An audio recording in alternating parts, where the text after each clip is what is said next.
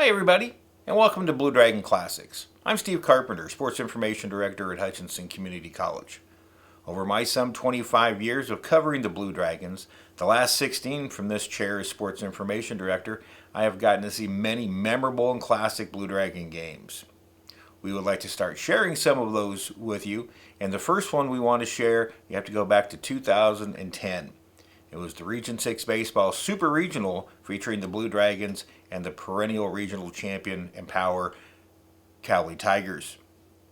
It was a winner's bracket final, meaning the winner would go on to the championship game, and the team that came out of the loser's bracket final would have to beat them twice for the right to go to Grand Junction. It was a classic game on a Sunday afternoon, and it lasted 13 innings, and the finish is as memorable as any in Blue Dragon history. The oddity about this particular game is that at the time of 2010, we were not doing video yet, so this is an audio-only broadcast, and our thanks to Aaron West and Ad Astra Radio for allowing us to use the audio from that game. I was the play-by-play voice. Brad Hallier was my broadcast partner, and it was a game that was so memorable, and we hope you enjoy it. To help you along, there are graphics with the score, the outs, where runners were on base throughout the game, so we hope you enjoy it. Again, it's going to be about 3.5 hours, but it's well worth it, as this is one of the classic games in Blue Dragon baseball history. Enjoy. Stay tuned now for Steve Carpenter and the Blue Dragon Pregame Show on Oldies 95.9 HKFM. Welcome to Lawrence-Dumont Stadium in Wichita, Kansas. Day 2 of the 2010 Region 6 Baseball Championship. Hutchinson Community College Baseball is on Oldies 95.9 and the Blue Dragon Sports Network. This afternoon, the winner's bracket final. The Blue Dragons getting set to take on the perennial Region 6 power Cowley Tigers. I'm Steve Carpenter. I'll be joined in a few moments by Brad Hallier. Hutchinson advanced yesterday with a nail-biter 9-8 victory over Butler. Last night, Cowley had no problems with Seward County, taking care of the Saints 10-1. Already one team has gone home today. In 12 innings, Seward County eliminated Butler in a battle of Jayhawk West co-champions, 2-1 in 12 innings. So Seward County awaits the loser of this game for the loser's bracket final. That'll be played at 6 p.m. Since we last left you, a lot of speculation on who would be on the mound today for Hutchinson. And when I spoke to Kyle Crooks this morning for our pregame interview, he wasn't sure then. But the lineup just handed to me has staff ace Sean Lewick going to the bump for the Blue Dragons. Lewick coming off a pair of victories in the sub-regional against Allen County and Johnson County. He threw 146 pitches in a 6-5 Hutchinson victory in the opener a week ago Saturday. And then on Wednesday, came in relief, threw 5 2/3 innings and threw well over 100 pitches in that outing as Hutchinson defeated Johnson County 11-7 to move into the Wichita portion of this tournament. So a lot of speculation going on, but evidently the Bulldog from Andale feeling good.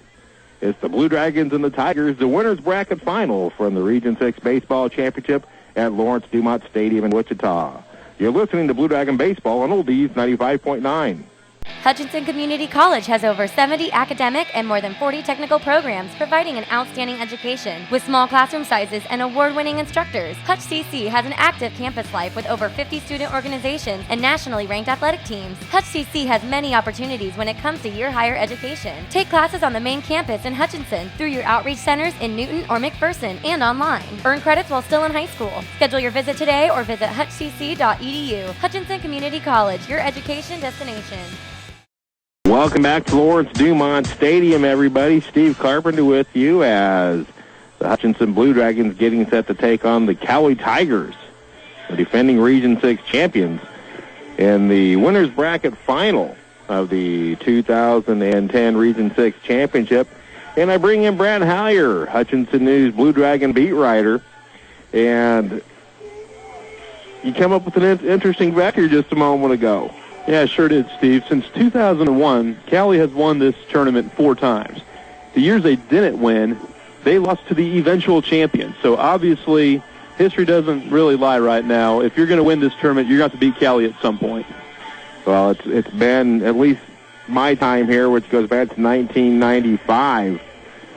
The road to Grand Junction has always ran through Arc City. Dave Burrows just has a juggernaut going. And I'm not sure Kyle knows that exact fact, head coach Kyle Crooks, but that might go into his decision to start Sean Lewick on short rest, who, quite honestly, was just deadbeat tired after 2 regional victories over Allen County, where he pitched 146, through 146 pitches. And then in relief against Johnson County in the second championship game on Wednesday, where he threw 133 pitches. So he does have a bulldog mentality about him. And I'm sure he went to Kyle Crooks and Craig Friedendahl this afternoon and said, I want the ball. Well, that's Lewick's mentality, and I did talk to Coach Kyle Crooks yesterday about the possibility of using Sean Lewick today, and there are several factors that came into play. One of them, Coach Crooks told me that K-State had already given their blessing to use Lewick whenever they wanted to, so I'm sure they're fine. Coach Brad Hill up there, a former Hutch coach, I'm sure he's fine with that decision today. And another thing that Crooks told me yesterday, he didn't want to use Lewick in an elimination game. So if Lewick didn't start this game and Hutch lost, he would not have thrown Lewick tonight in the 6 p.m. game. And so let's say Hutch doesn't throw Lewick in this game, and they lose, and then they lose the 6 o'clock game. Well, Coach Crooks is going to have a long offseason, probably wondering, gosh, why didn't I use Sean Lewick? At this point, I think it's probably a good decision. I don't think you can ever go wrong by using your Cowley. You know, you look at the numbers that they put up lately, and they're annihilating the ball right now. They scored 10 last night against Seward. They scored 9 in the second championship game against Garden City. They scored 7 in the first, a game that they lost. Their first 2 games against Dodge and Garden at sub-regional, 11 runs in both those games. So they have scored at least 7 runs now in 6 straight games. So they're putting up some pretty good numbers. They put them up all season, but Cowley's really hitting the ball well right now. These 2 teams have already met twice this season, but not since early in the year on February 17th, which just happened to be the season opener for the Hutchinson Blue Dragons. They went down to City Ballpark in Arc City and defeated the Tigers 8-5. Matty Williams was the winning pitcher on that day. Morgan Serbo got the save. Mace Kroll and Dan Klein had 2 RBIs apiece in that 8-5 victory. Then on March 3rd in the home opener at Hobart Detter, Daniel Tullis pitched 6 very good innings in a 5-1 Blue Dragon victory over the Tigers. Chase Loudenback had a pinch hit 2-run double in a 3-run 6th inning. That was the difference in the game. Cowley's Ronnie Melendez had a solo home run, the only run of the game for the Tigers in that contest. Hutchinson, again, throwing Sean Lewick. And the thing is, for consideration here, Cowley's not seen any of Hutchinson's weekend people. I did say Matty Williams pitched back then, so I guess they saw 1. But in terms of seeing their normal rotation outside of Williams, the Tigers have not seen any of Hutchinson's weekend starters. Yeah, and they played so long ago. I would almost bet that this game probably has a feel for like a Region 6 basketball game when the 2 teams may have played earlier in the season at the J-Out Conference shootout. Yeah, you've seen them. You may know little tendencies, but they're totally different teams come postseason play. And I would almost bet that when these 2 teams played earlier this season in Arc City and then in Hutch, there are probably some starters that played in those games that may not be in the lineup anymore, and probably saw some pitchers that we're not going to see today. So, this is 2 totally different teams, I think, than what we may have seen earlier in the season. Let's get to the starting lineup. Hutchinson will be the home team. They won the coin flip late last night with the Tigers. So the starting lineup for veteran coach Dave Burrows. Center fielder Ronnie Melendez will lead it off. Chance Ross will bat second and play shortstop. The left fielder is B.J. Michalek. He'll bat third in the order. Derek Grimes bats cleanup and starts at third base. Right fielder Aaron Ray bats fifth. Batting sixth will be the first baseman, Robbie Ray. The designated hitter is Matt Garcia. He'll bat seventh in the order. Philip Wilson, the second baseman, bats eighth.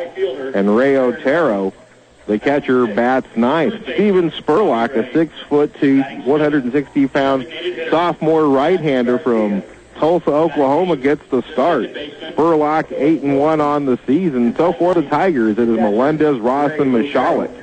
Grimes, Ray, and Ray. Garcia, Wilson, and Otero, with Steven Spurlock on the mound. The starting lineup for Kyle Crick's Blue Dragons, the home team today. Now 35-22, a season-high 13 games, over 500. Jamel Cervantes will lead it off, and he'll play center field. Andrew Dixon, the left fielder, bats second. Ryan Mayfield, the designated hitter, will bat in the 3 spot. Hot-hitting Mace Kroll is the cleanup man. He plays third base. Luke Acosta, who got his first RBI to give the Dragons the lead yesterday since April 28th, bats fifth and plays second base. Batting sixth is the first baseman, Sean Hoover. Right fielder David Longmore bats seventh. Behind the plate is Dan Klein. He'll bat eighth. And Matt Williams, 3 postseason home runs, including a grand slam in the 6-run 8th inning yesterday against Butler, bats ninth and plays shortstop. Left-handed sophomore Sean Lewick gets the start. His third postseason appearance, second start. Lewick, 7-1, a 1.82 earned run average. So for the Blue Dragons, it is Cervantes, Dixon, and Mayfield. Kroll, Acosta, and Hoover. Longmore, Klein, and Williams, with Sean Lewick on the bump. We're going to take a 60-second break and come back with the first pitch. It's postseason baseball on Oldies 95.9, the Blue Dragons and the Tigers. You are listening to Blue Dragon Baseball on HKFM. Hutchinson Community College is your choice for a quality, affordable education. Take classes on our main campus or through our outreach centers in McPherson, Newton, and Fort Riley, or online. Visit hutchcc.edu for more information. High school students, you can step ahead with Hutchinson Community College. Go to hutchcc.edu to find how you can earn college credit while still in high school. Blue Dragons taking the field. Sean Lewick goes to the hill. Unable to bring you a pregame scouting report with Craig Freidendahl today at the time we were doing this. And just to let you know, I'm also the official scorekeeper and other PA guy for this tournament, so I had to get to the ballpark early. When Kyle Crooks, at the time we did the pregame interview, did not know who the starter would be. It was kind of pointless for Fry and I to sit down to do a pregame scouting report on a pitcher. We may not know who would pitch. So we won't hear from Fry today, but Sean Lewick taking his warm-up tosses, making his 10th start of the year, 12th appearance overall. Lewick 7-1 with a dazzling 1.82 earned run average. He's had 3 shutouts in 6 complete games, and the team are in 64 and a third innings pitched. Lewick has allowed 52 hits, 24 runs, 13 have been earned. He struck out 79 and walked 22. 8 doubles to give up 1 home run, and opposing batters hitting .213 against him. And again, he will be facing this Tiger lineup for the first time this season. This is a lineup, like you said, Brad, that has been ripping the hide off of the ball, but nothing new for the Blue Dragons here lately. They've been facing a lot of teams that have been averaging 9+ runs per game. Johnson County, Allen, this weekend or yesterday with Butler. So facing a tough offense, really no different than what this team has been used to in the postseason. Yeah, Butler is actually probably one of the few hybrids in the Jayhawk West, and they're eliminated now, of course, by losing to Seward today. But they're one of the few teams in the West that not only had outstanding pitching, but could really mash the ball like a lot of these Jayhawk East teams can. We talked a little bit about that up in Overland Park, how now with the Jayhawk West plays a weekend series, and the Jayhawk East just kind of scatters their conference schedule all around. So a little bit different philosophy over in the East. They have a lot of teams that just mash the ball, and that's what that's what we saw with Allen, that's what we saw with Johnson, and that's what we're going to see today with Cowley. Sean Lewick in his career 14-2. The 14 wins are tied for 5th on the all-time list with Thad Weber, Mike Zagurski, and Corey Metzler. So Sean Lewis starting to get into very rarefied company in terms of Blue Dragon pitchers. Ronnie Melendez, the shortstop, will lead it off for Cowley. And we're about set to go. Glad you joined us here on Oldies 95.9 and the Blue Dragon Sports Network on the Internet. Postseason baseball. And Lewick's first pitch of the afternoon is blowing outside, ball one. First pitch coming right at 3:30. Here's the pitch.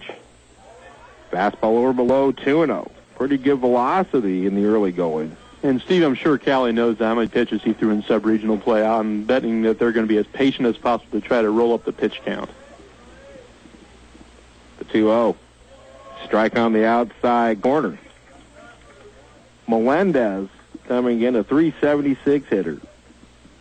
32 RBIs out of the leadoff spot. Here's the 2-1. Breaking pitch in the dirt, 3-1. I would imagine, and again, I never got the chance to talk to Kyle since they arrived at the ballpark to see exactly how far they would go with Sean if he indeed struggled. Here's a 3-1, and it's a leadoff walk to Melendez. Well, Steve, he did struggle in the first inning against Allen County. How did he do when he first came in the game against Johnson? He had a couple errors behind him, gave up a couple of unearned runs, and then the battle was on.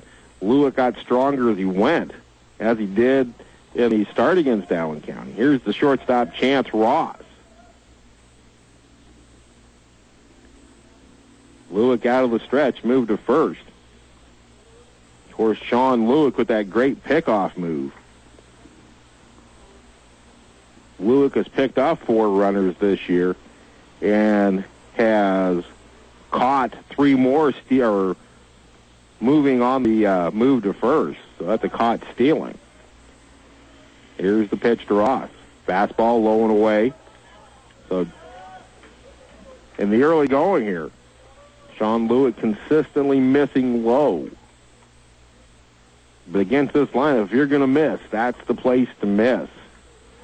Another powerful offensive lineup the Blue Dragons have to face today. Lewick comes set.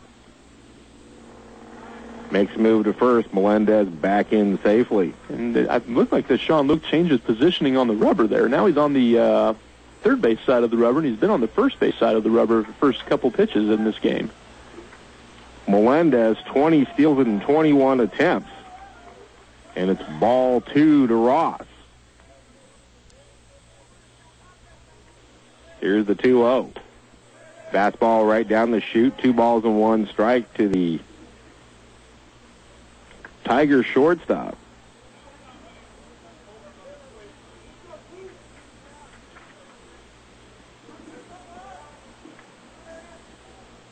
Chance Ross stepping in with a .356 batting average. Here's the pitch.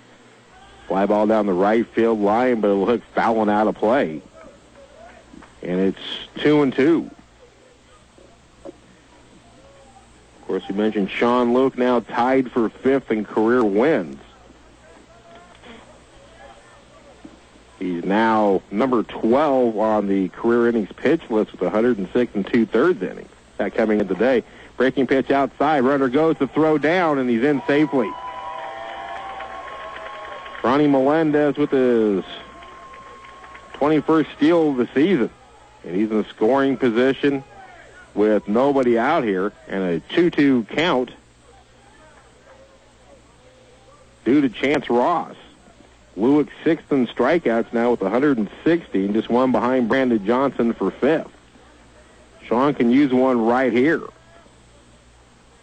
Here's the 3-2 pitch. Breaking pitch, ground ball to short. Williams gobbles it up, makes the throw to first. Moving up to third is Melendez, and he's there with 1 out, and left fielder B.J. Michalek coming up. B.J. Michalek.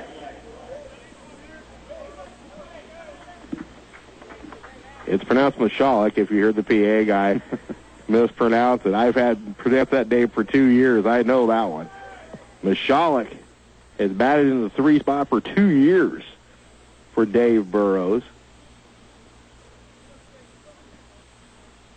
That ground ball to second. This will score the run. Acosta's throw to first in time. Melendez scores, and the Tigers are on the board. And it's bases empty, 2 away now for the third baseman, Derek Grimes. Grimes last night against Seward County, a big night. 3 out of 5, a run scored and 2 RBIs.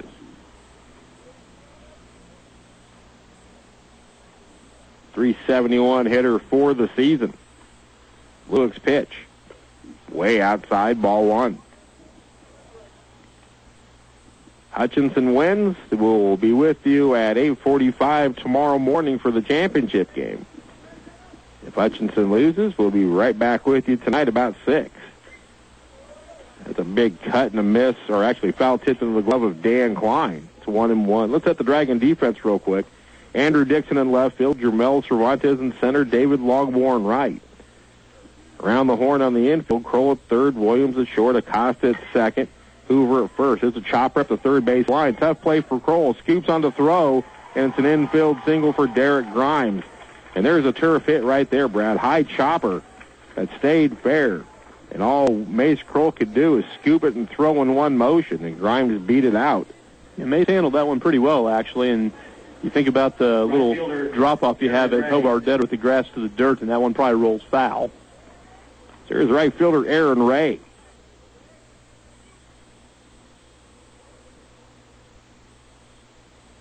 And they're getting that was such an impressive infield single. They're getting him a run, Steve. Not quite. Pitches outside. Oh, handheld scoreboards. You gotta love them. That was actually the first hit of the game. It has changed the wrong column. Lewick's pitch. Over but low, 2-0. You're exactly right. They are, with the exception of Grimes. Actually, Michalek swung first pitch, but the first two batters, Melendez and Ross, went deep into the count. Here's a 2-0. Fastball, strike at the knees, 2-1 to Ray.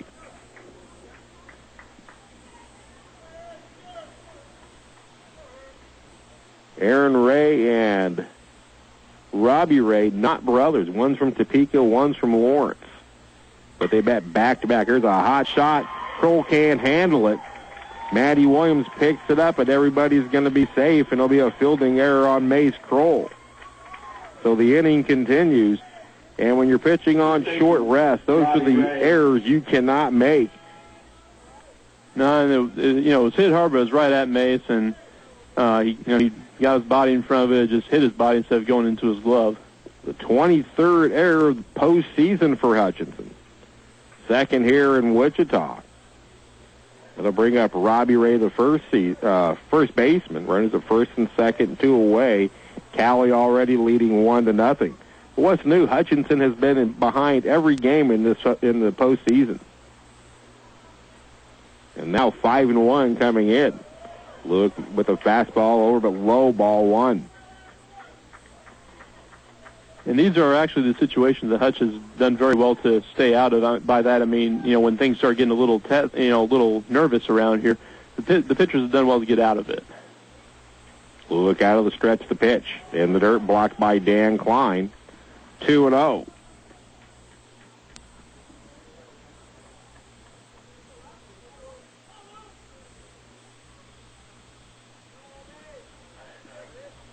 Lewick checks the runner. Now the 2-0 delivery. Strike fastball. Klein throws to first and nails the runner at first in the inning. Dan Klein with the 6th pick off of the season, nailing Aaron Ray. And that'll do it. 1 run on 1 hit. There was 1 error and 1 left on base after a half inning.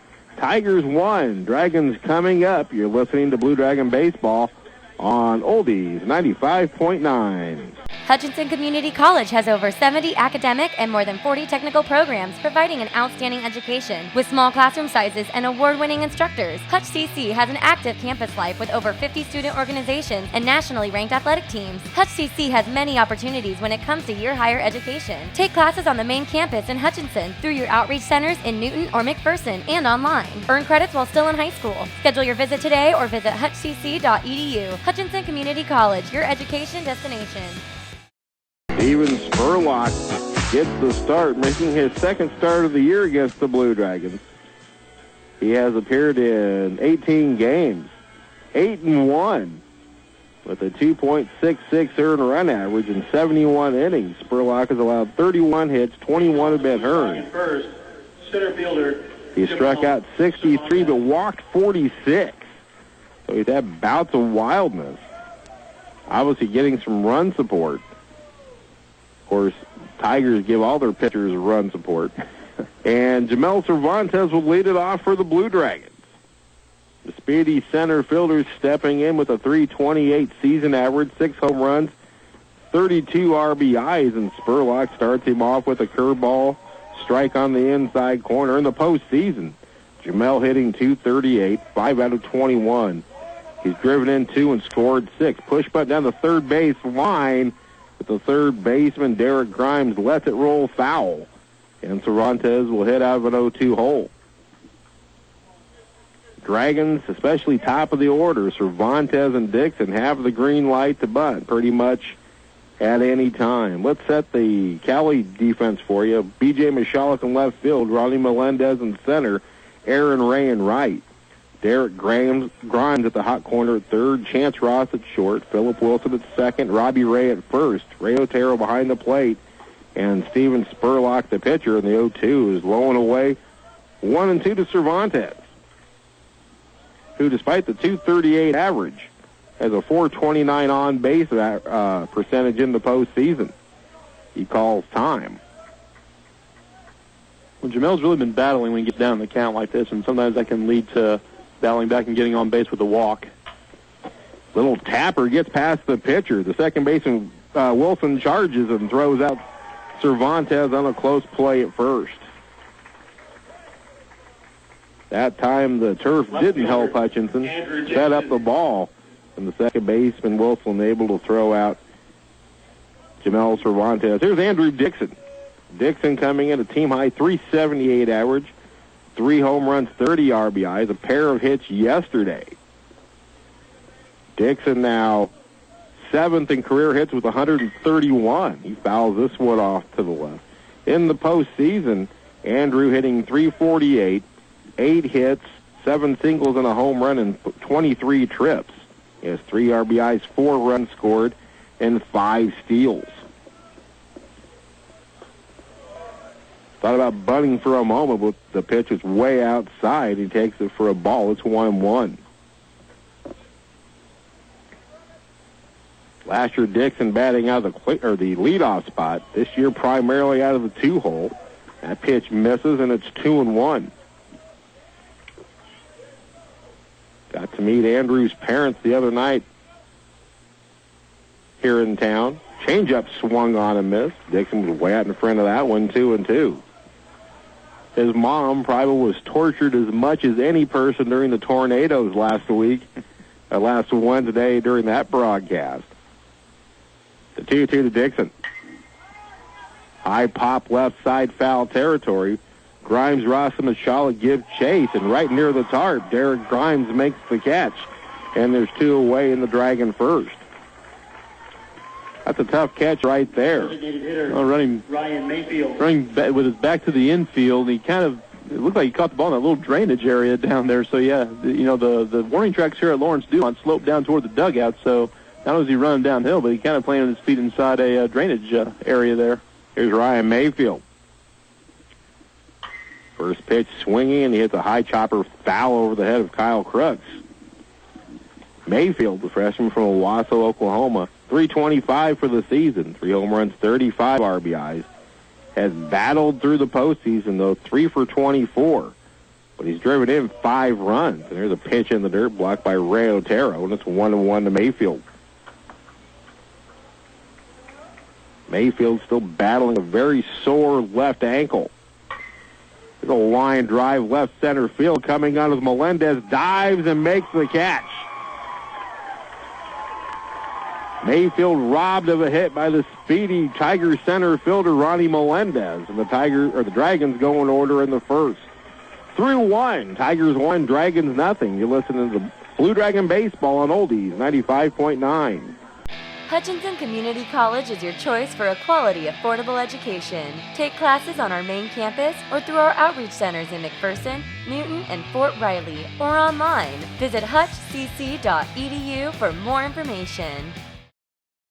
Welcome back, everybody. 1-0 Cowley. As we completed one inning of play, the scheduled 9-inning Region 6 winners bracket final between the Blue Dragons and the Tigers. Sean Lewick heads back out and will face 6, 7, and 8 in the Cowley order. Robbie Ray, Matt Garcia, and Philip Wilson. Ray was at the plate when Aaron Ray was picked off by catcher Dan Klein to end the first inning. Lewick, the lefty, winds and fires. First pitch swing popped up, foul territory, right field side. Hoover giving chase into the Cowley bullpen, but it'll get out of play.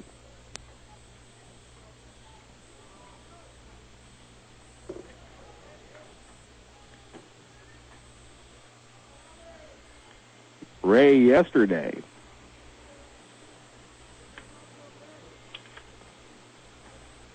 did not play. Aaron Ray did, so Robbie Ray seeing his first action of the regional tournament. That one fouled back to the screen, and it's 0-2.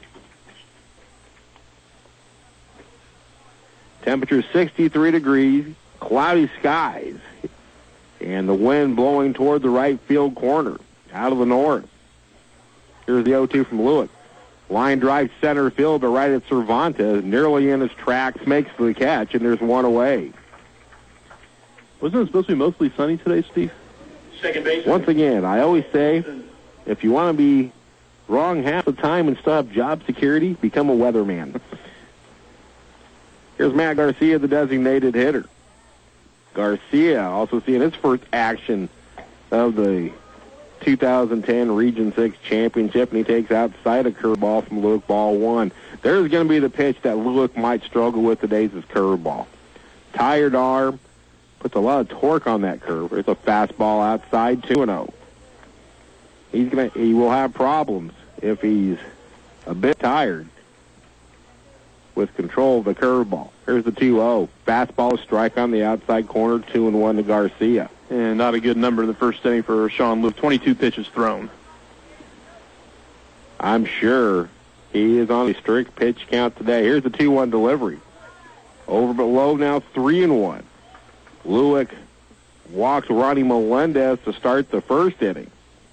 And it turned into the first run of the game for the Cowley Tigers. Here's the 3-1. Pipes the fastball down the outer half, full count.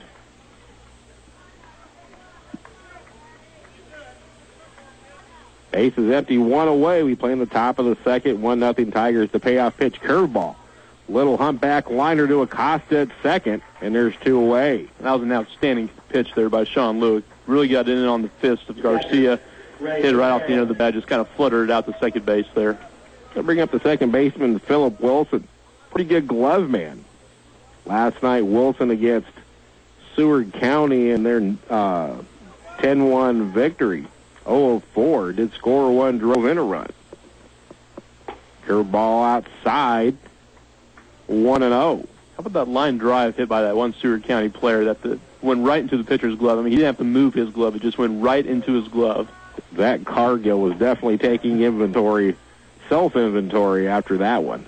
Pitch outside, 2-0 to Wilson. I can't imagine after hitting the ball like that and making an out that probably at that point Seward County probably figured, no, it's just not our night. Here's the 2-0. Fastball right down the chute, 2-1. There have been some incredible defensive plays thus far in the early stages of this tournament. Seward County center fielder Daniel Bruce made an incredible catch in center field earlier today. Lewick misses outside and high, 3-1 to Wilson. Sorry, his 4th 3-ball count of the game.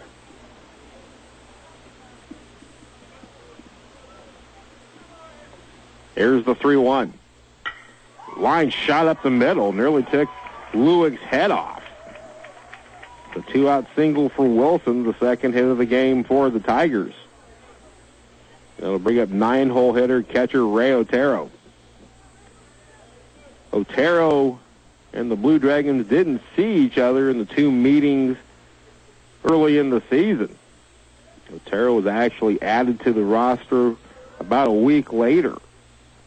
Cowley was having some catching problems. And he pulled his red shirt off and has been their starting catcher ever since.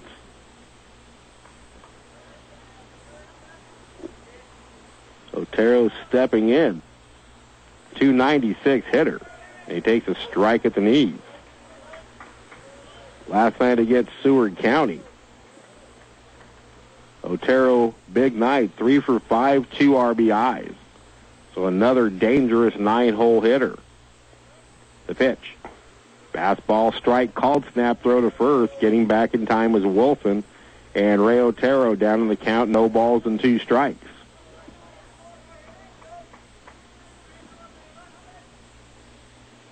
Dan Klein, he's been a workhorse back there, starting his 51st game behind the dish. This is the Dragons' 56th game of the year. Curveball inside, buckled the knees a little bit of Otero, but it's 1 ball and 2 strikes.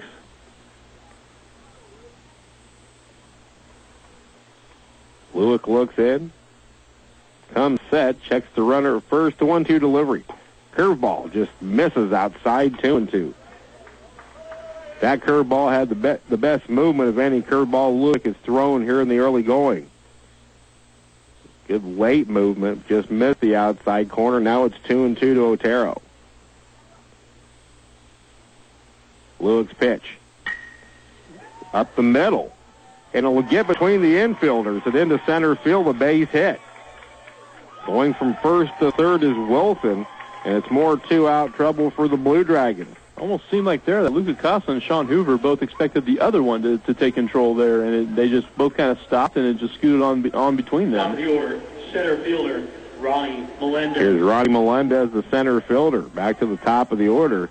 And Melendez, who was a Jayhawk East Player of the Year candidate, got a very solid year hitting on the leadoff spot. He had a home run in Hobart Debtors Field hitting out of the 9-hole back on March 2nd. Hitting here with bases, runners at first and third, and 2 outs, and it's a strike called. Except for one player that was a Milishak or Mashalik. No one from Cowley is even offering at a first pitch. Lewis 0-1. Curveball high and outside. Count evens, a ball and a strike.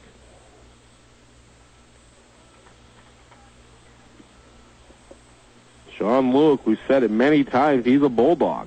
But he can only do so much. Working on short rest, he's kind of playing with fire, but he blows that fastball past Melendez, and it's 1-2. Lewick yet to record a strikeout. He's walked 1, allowed 3 hits, and 1 earned run. Now the 1-2 delivery. Runner goes from first. Curveball looped in the left field, but playable for Dixon. Now back a few steps, makes the catch, and the inning is over. No runs, 2 hits, and 2 left for the Tigers. We go to the bottom of the second inning. Tigers 1, Dragons nothing. You're listening to Blue Dragon Baseball on Oldies 95.9. In as little as 12 months, you could be working in the exciting cosmetology industry. Hutchinson Community College Cosmetology is your affordable alternative for the highest quality education. A new session begins in June, so contact us today at 669-4575. Steve Carpenter and Brad Howyer with you from Lawrence-Dumont Stadium. We go to the bottom of the second inning. Cowley leading Hutchinson 1-0 in the winners bracket final of the 2010 Region 6 Baseball Championship. Dragons win in order in the first, and now Mace Kroll, Luke Acosta, and Sean Hoover will get their first looks at Steven Spurlock. And this is Spurlock's second start against the Blue Dragons. He made the start on May 2nd in Hutchinson. Through just 2 innings, allowed 2 hits, struck out 2, gave up 1 double, faced just 7 batters. So the Dragons really haven't seen much of Spurlock. Now here's Kroll hitting from the left side. The switch hitting sophomore from Nickerson takes downstairs, ball 1. Kroll third on the team and hitting a .333 average, 9 home runs, 46 RBIs in the postseason. He started out slow, but has improved to 240, 6 hits and 25 at-bats, 2 home runs, 8 RBI. There's a hot shot up the middle. It'll get through into center, a base hit. The Dragons have their first base runner aboard here in the bottom of the second inning. Well, if I'm not mistaken, started the same way as yesterday. Hutch went in order in first, and Mace got started in the second with a base hit.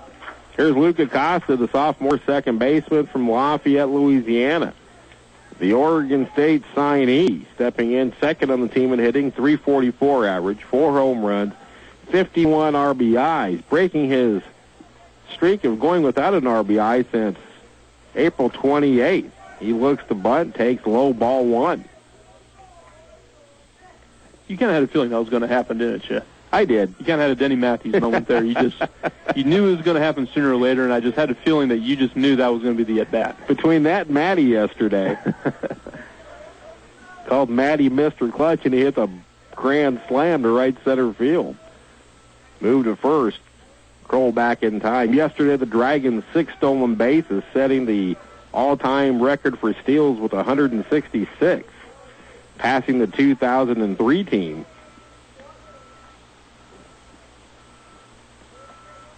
Kroll 1 foot on the carpet here at Lawrence-Dumont Stadium. Decent lead.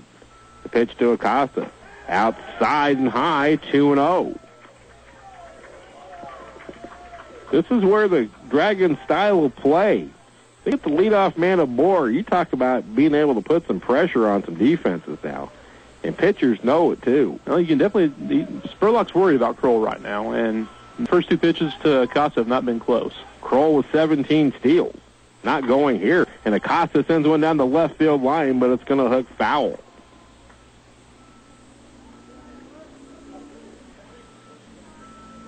Of course, Luke Acosta, he's also on many, many career and single season charts. 17th on the career hits was now with 112. Third in stolen bases was 60. Tied for 8th and hit by pitches with 21. Tied for 3rd in sacrifice flies with 9. 2 balls and 1 strike. Spurlock steps off and chases back Kroll.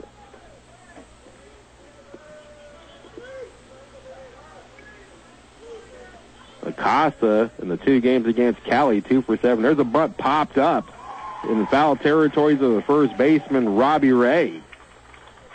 So Acosta can't get the sacrifice down, and he pops up the bunt for the first out of the second inning.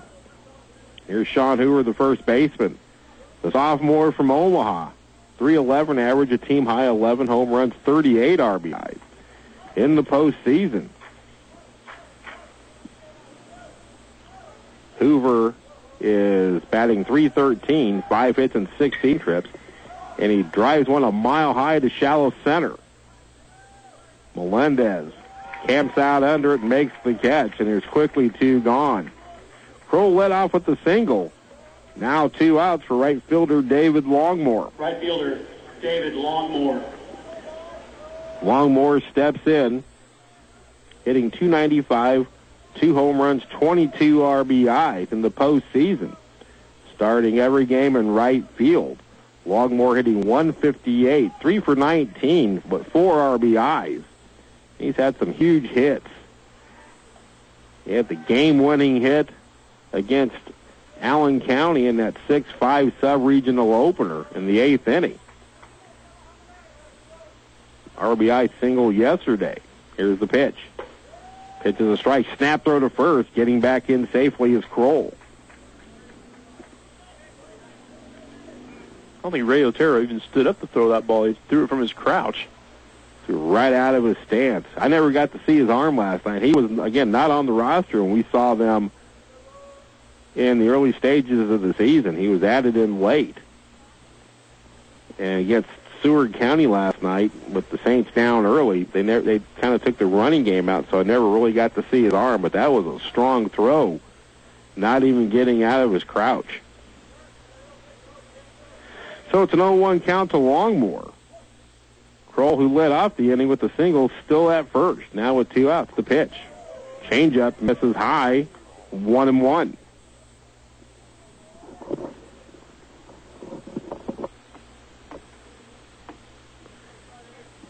Steven Adams over at first base. Excuse me. Kroll with the lead, 1 foot on the carpet, and time is called. Of course, if you've never been to Lawrence-Dumont Stadium, old-fashioned AstroTurf infield, natural grass outfield. Last year for this. Easy toss by Spurlock over to first. This comes out this year, and they go to an all-turf field next year here at the ballpark downtown. Dragons have done all right. They won 2 championship games. Kroll goes on the pitch. Longmore loops in the left field. On the run as Michalek makes the catch, and the Dragons are done in the second. No runs a hit and 1 left. We've completed 2 at the Region 6 Winners Bracket Final. Cowley 1, Hutchinson nothing. You're listening to Blue Dragon Baseball on Oldies 95.9. High school students, you can step ahead with Hutchinson Community College. Go to hutchcc.edu to find how you can earn college credit while still in high school. Hutchinson Community College is your choice for a quality, affordable education. Take classes on our main campus or through our outreach centers in McPherson, Newton, and Fort Riley, or online. Visit hutchcc.edu for more information. Welcome back, everybody. Steve Carpenter, Brad Howry with you at the Region 6 Winners Bracket Final. 1-0 Cowley over Hutchinson. And Brad, this kind of starts, not that it hasn't been busy, but this week's going to be a busy one for both you and myself. As soon as we get this wrapped up, we get 3 days of track as the NJCA National Track Championships come to Gowan Stadium starting Thursday with the first day of the decathlon, heptathlon, the multi-events. Hammer will be contested and the 10,000 on Thursday night, and then everything really gets going on Friday. So it appears we're going to be awfully busy this weekend. And let's not forget Coach Chris Young's golf team down in Huntsville, Alabama. They get started with the national tournament, a 4-day, 72-hole tournament. They get started tomorrow, and they'll have a long week down there too. And we'll be talking to Chris Young every day when they're down there. Chance Ross takes a strike to start the 3rd inning from Sean Lewick. Kind of said a big inning for Sean. He's thrown 22 pitches in each of the first 2 innings. He needs to have an easy one here. That fastball just misses away. 1 ball and 1 strike. Really didn't see much difference between the 2 pitches.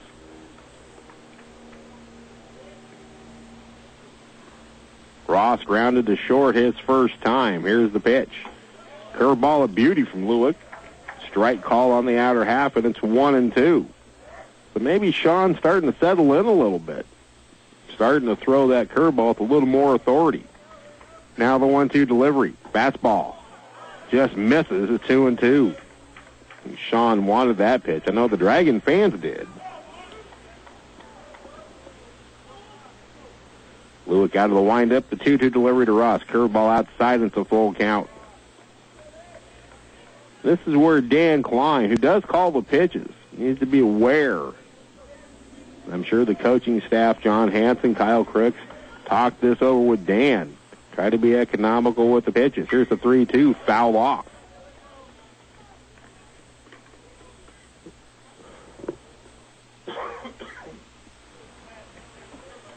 Leadoff man for the Tigers reached and scored in the first. Leadoff man did not get on in the second. Here's the payoff pitch, curveball, tapped to the left side. Kroll waits on it. Good strong throw, and Ross is retired. You think Mace has learned a little bit playing on this turf from last year? Many struggles as he had as his freshman year on this LD turf? Well, he played that perfectly. If he had kept charging that like he probably would have on grass, he would have, that probably would have been an error. It would have been in between hops. Instead, he waited for the second hop to come up to him, fielded it easily, and we've seen Mace's strong, accurate throws all season. And that was just that was just another one that we've seen. Here's B.J. Michalek. Takes a strike on the outside corner. Getting back to my point on Dan Klein calling the pitches. When he's up in the count 1-2, 2-2, might want to stay away from that curveball and really kind of challenge the hitter there. Curveball in. And it's 1-1 to Michalek. 0 for 1. Grounded out to Acosta at second base, but he drove in the game's only run.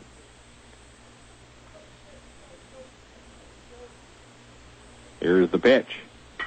Lifted to center field, but right in the tracks of Cervantes. Makes the catch, and there's two away.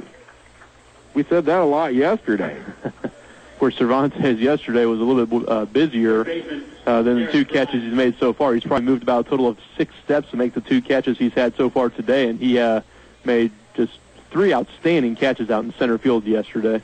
Here's Derek Grimes, the first baseman. Yesterday against Butler, Daniel Tullis and Andrew Urban gave up 14 hits. 13 came with 2 outs. The Grizzlies stranded 11 runners on base. They stranded 19 against the Saints this afternoon. Strike called the curveball to Grimes. Sure, Coach Steve Johnson was wondering where all the 2-out hits were today. They had, 11 or 12 of them yesterday. Here's the pitch. Another curveball, another strike on the outside corner, and it's 0-2 to Grimes. He hasn't really gotten that call so far, but he got it that time. Daniel Tullis certainly didn't get that call very often yesterday, if ever. Here's the 0-2. Curveball, rounded to Acosta at second, scoops it up, makes the throw, and the Tigers go in order in the third. 3 up and 3 down. We go to the bottom of the third inning. Tigers 1, Dragons nothing. You're listening to Blue Dragon Baseball on Oldies 95.9.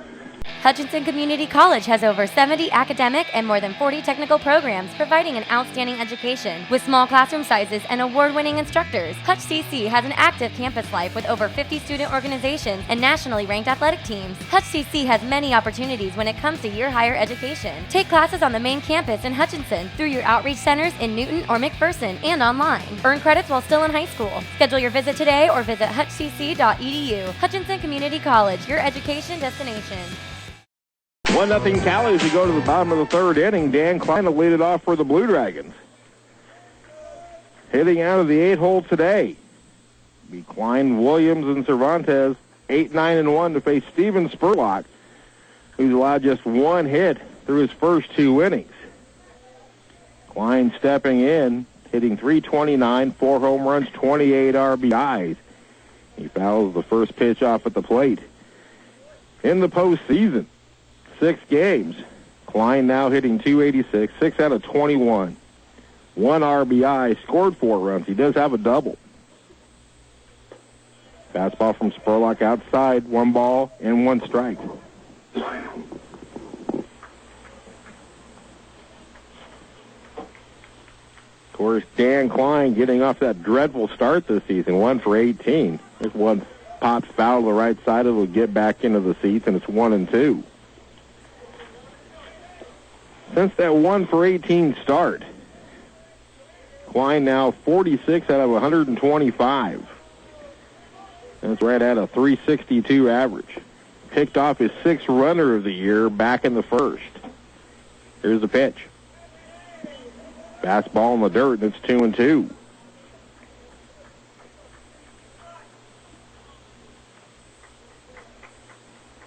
Two games against the Tigers this year. Klein was 1 out of 5, but he had 3 RBIs. Here's the pitch. In on the hands, foul back. And it remains 2 balls and 2 strikes. That was a good piece of hitting there by Klein. That was a good pitch by Spurlock. Really tied him up on the inside part of the plate, and Dan did a good job fouling that one back.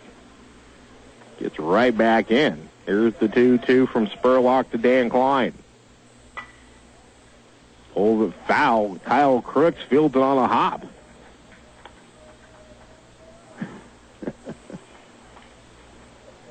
Should have chucked it over to Louisiana Lightning there. Coach A probably would have caught it barehanded, too. Once again, the 2-2. High pop. Shallow left field, now foul territory. Derek Grimes at third base and waits on it and makes the catch, and there's 1 away. A lot of fly ball outs. Only 1 ground out to this point.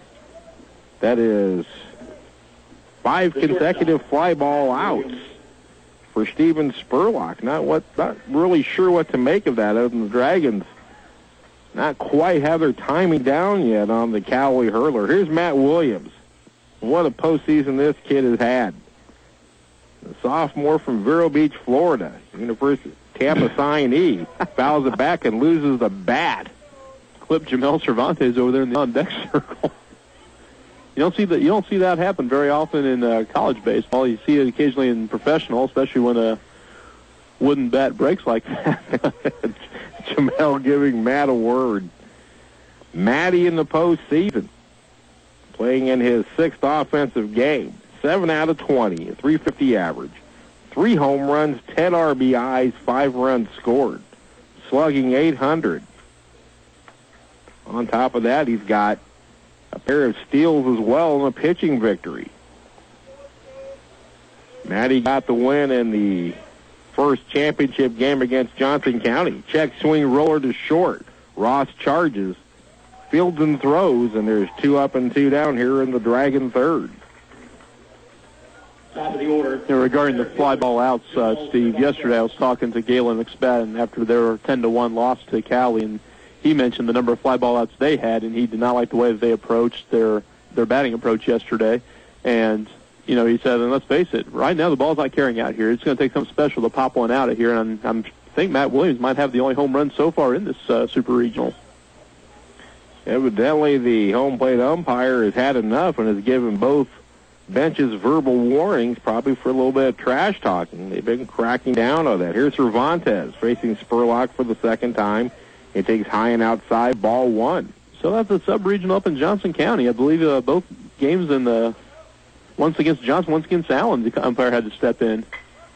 Pushed by them the first base line, fielded by Spurlock. Close play at first, and Cervantes has a bunt single. That's hard to do on this carpet, but give a lot of credit to Steven Spurlock. He went straight to the ball. It was just that good of a bunt by Cervantes. Andrew Dixon. Second hit of the game for the Dragons. Cervantes aboard at first base with 2 outs for left fielder Andrew Dixon. And you think you might be seeing Cervantes in motion here. Dragons in the postseason. Once again, 33 steals and 38 attempts. That's more the success rate that Kyle Crooks has been looking for. Big lead over at first, and Dixon takes a strike. Jamel, in his last 3 games, has stolen 7 bases, had 6 steals combined in the 2 championship games against Johnson County in the sub-regional.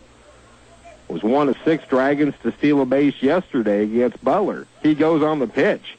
Pitch is low, the throw down, and Cervantes has the base swiped. Jamel steals his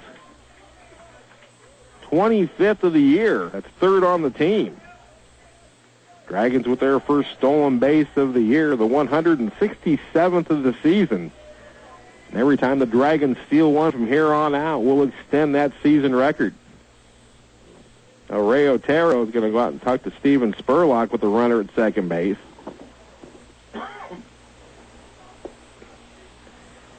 Andrew Dixon has a chance to tie this thing up with a 2-out hit. And, of course, the Dragons, very proficient with 2 outs. For the first time this year, though, that 2-out average has slipped under 300. They have 129 2-out RBIs. So it's a 0-1 count to Dixon. Or 1-1, excuse me. Curve ball over but low, 2-1. Curveball's not very fast, but it seems to have a lot of movement on it.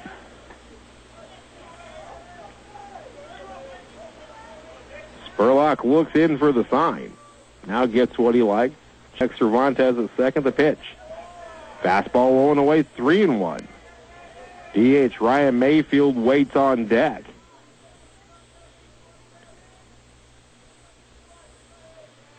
Two outs here in the bottom of the third, 1-0 Cowley. Here's the pitch. Popped up. Foul territory, third base side. Otero drops the ball. Nearly collided with Grimes. It'll go as an error on the catcher, Ray Otero. And the at-bat for Dixon stays alive. I think at the very last second, Otero took his eye off the ball and instead focused on third baseman Derek Grimes because I'm not sure if he even touched the ball there. He touched it. He touched it. But by the time, as far as he ran, he needed to give away from Grimes. You almost can give Grimes the error for not communicating with Otero. But Otero will get the error. And the Dixon bat stays alive, 2 balls and 2 strikes. Now can the Dragons cash in? Runner goes. Pitches low, the throw down. Swipes the base, the throw gets into left field, and Cervantes is going to score the tying run. Actually, that's ball 4 to Dixon. And we're tied at 1 on the stolen base and throwing error by Ray Otero. Yeah, Ray Otero, he let that error get to him, the drop pop-up, because that was a terrible throw. There was really nothing much Grimes could do on that except for try to block it, and he really had no chance to field that ball, and obviously Ray Otero, that drop pop-up got to him there. So another run manufactured the Blue Dragon way. We're tied at 1. Now Dixon aboard at first. Guarantee you he's probably going sometime in this at-bat to Mayfield. He goes on the first pitch. Pitches inside. Dixon swipes the base without a throw. 3 stolen bases in the inning. Andrew Dixon steals his 29th of the year and the 58th of his career. Now Mayfield with a 1-0 count. You might see Dixon go again here. The pitch. Lifted down the right field line, giving chase is Ray and Wilson, and it goes out of play. And that will go as an unearned run against Spurlock, and actually all runs this inning, if Hutch gets any more, will be unearned, as the drop pop-up in foul territory should have been the 3rd out. And we talked about it in the pregame, Brad. The running game of the Dragons, a huge catalyst, because the Dragons aren't necessarily knocking the ball all around the park. In the postseason, hitting just .256. Changeup swung on and missed, delayed still from Dixon. The throw to third, thrown into left field. Dixon will score, and the Dragons lead it 2-1. 4 stolen bases in the inning, 2 throwing errors on Ray Otero, his 3rd error of the inning. This is a chronic meltdown by the Cowley catcher right now. That throw was even worse than the previous one. That was down. That was on the foul side of the third base line. And if Grimes had no chance on the previous throw, he had even less of a chance on that one. So the Dragons take a 2-1 lead, even though the scoreboard doesn't reflect that. 4 stolen bases between Cervantes and Dixon. That pitch in the dirt by Spurlock back to the screen, and it's 2-2 to Ryan Mayfield. 3 errors in the inning, all on the Cowley catcher, Ray Otero. Here's the pitch to Mayfield. High chopper up the middle. Second baseman Philip Wilson can't handle it. It's the 4th error of the inning on the Tigers, and Mayfield is safe at first.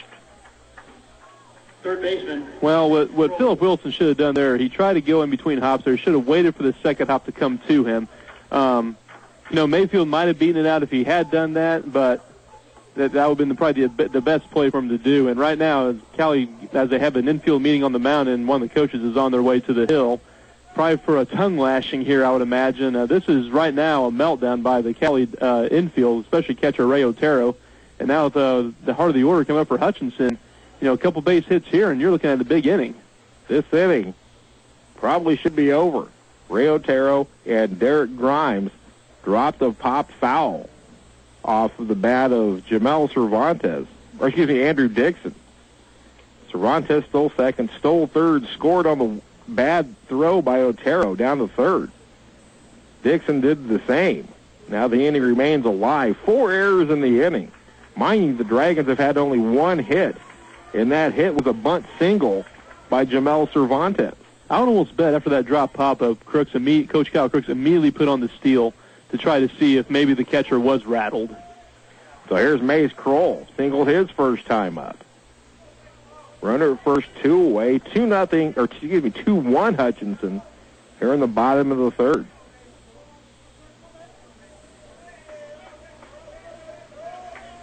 A microcosm of the Kyle Crooks era here in the bottom of the 3rd inning. Kroll with a lead foot on the carpet. Spurlock steps off. 4 stolen bases in the inning. I got to wonder about Spurlock's psyche right now. None of this is his fault.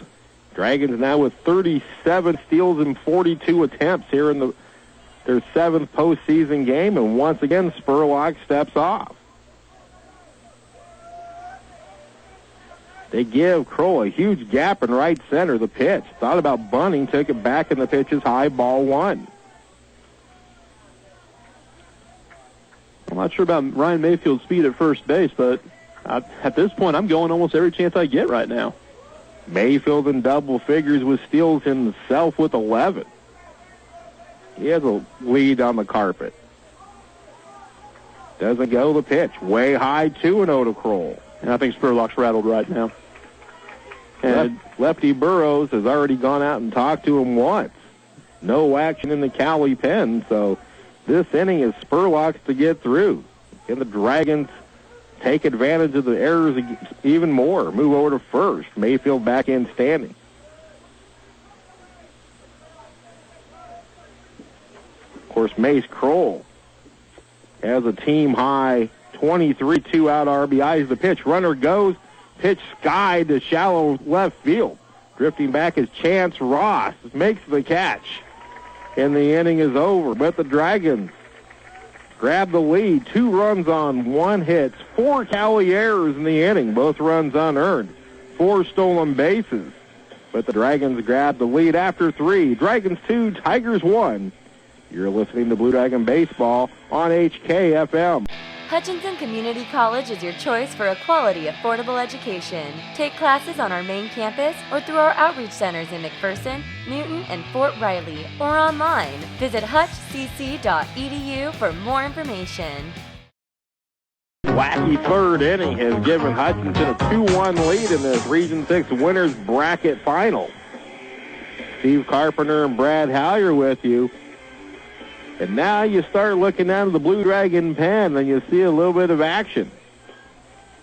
Morgan Serbo down there, not warming up as a pitcher, just getting some throws in. But that tells me that Kyle Crooks and Craig Freidendahl are watching Sean Lewick very closely. Lewick retired the Tigers in order in the third. And he'll face 5, 6, and 7 Ray, and Garcia.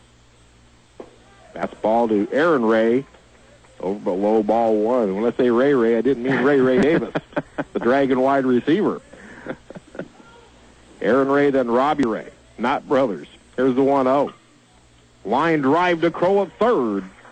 Makes the catch, and there's 1 away. Well, Steve, I said this yesterday. There's one thing that Hutch has been very good about in this postseason, and that's whenever they score, they've done usually a pretty good job of getting the other team out immediately and getting back in the dugout. So Hutchinson just puts up the 2 runs. They got the lead. Let's see if Lewick can get through this inning, very quickly and get the Cowley defense back out on the field. Here's first baseman Robbie Ray. Light out to Cervantes in center his first time. He takes outside ball 1.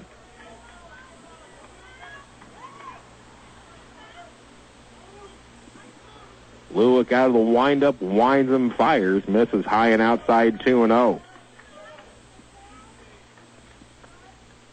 I guarantee you, Sean went to Crooks and Freidendahl today and said, I want the ball. Here's the 2-0 delivery. On the right field line, high fly. Nobody will get to it as it drifts out of play. 2 balls and 1 strikes to the Cowley first baseman. Cowley was the only team in the former format, the 8-team double elimination tournament here, to win Region 6 twice. They're also the only team to lose their first game and still win the tournament. They did that in 2007. There's the 2-1. Low one in from Lewick, and it's 3-1. There's been one staple of this tournament. It has been Cowley. Lewick's 3-1. Lifted to right center field. Playable. Both Dixon and Longmore there. Longmore gives way to Jamel. And he makes the catch in right center field, 2 away. Lewick has now retired 6 in a row. Well, Jamel did the right thing there, and so did David Longmore in right field. That was probably an easier catch for Longmore, but Cervantes, like a good center fielder should, took charge of the situation, and Longmore backed off and let him reel the ball in. Here's designated hitter Matt Garcia. Humpback liner to Luke Acosta, his first time up. Takes a fastball upstairs, ball 1. Sean has not worked ahead very often so far today. Here's the 1-0. Foul back to the screen. It's the ball on a strike. Bet you and I are hoping we're here back in August. NBC World Series. Yes. Actually, I think I'm on vacation the first part of August. I'm not sure what I'm doing yet. Here is a 1-1 outside. Mark Blackham put together what he hopes is a very strong team. Well, I think they're going to be much better this year. Not that they were bad last year, but I really think that the Monks are going to have a good season this year. 2-1 fastball just off the inside edge, and now it's 3-1 to Garcia. And once again, Sean Lewick working from behind. Here's the 3-1. It's a high and outside, ball 4. Getting some negative body language here from Sean Lewick right now. I'm not sure if he's frustrated that he's not getting calls or if he's frustrated that he's just missing. Second walk allowed by Lewick. The first since the first inning. Runner at first, 2 away for second baseman Philip Wilson. He singled his first time up. Sharply hit up the middle. Here's the pitch. Popped up, foul out of play. The third out has been the toughest one for Hutchinson to get so far here at the Super Regional, Steve. Butler lived with 2 outs yesterday, and already Cowley has, 1, 2, all 3 of their hits so far today have been with 2 outs. Is that right? Yep. Yes, it is. That walk stopped a string of 6 in a row retired by Lewick. Here's the pitch. Foul off again. One of the few times today, Sean Lewick up in the count 0-2. Well, it's also one of the few times that Cowley hitters offered at one of the first pitches. We've seen a couple times where Sean will throw a first pitch strike, and the Cowley batters are indifferent to it, as if they have no intention on swinging at the first pitch. So it's no balls and 2 strikes. Lewick to Philip Wilson, the pitch. Curveball, barely kept alive. Dan Klein couldn't handle the foul tip. Wilson remains alive at 0-2.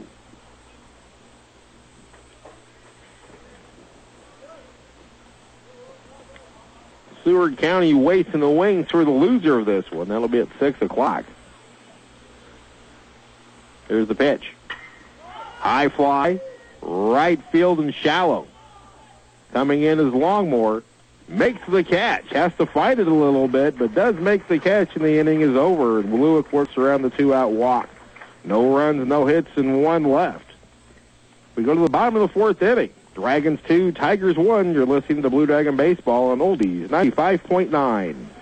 Hutchinson Community College has over 70 academic and more than 40 technical programs providing an outstanding education. With small classroom sizes and award-winning instructors, Hutch CC has an active campus life with over 50 student organizations and nationally ranked athletic teams. Hutch CC has many opportunities when it comes to your higher education. Take classes on the main campus in Hutchinson through your outreach centers in Newton or McPherson and online. Earn credits while still in high school. Schedule your visit today or visit hutchcc.edu. Hutchinson Community College, your education destination.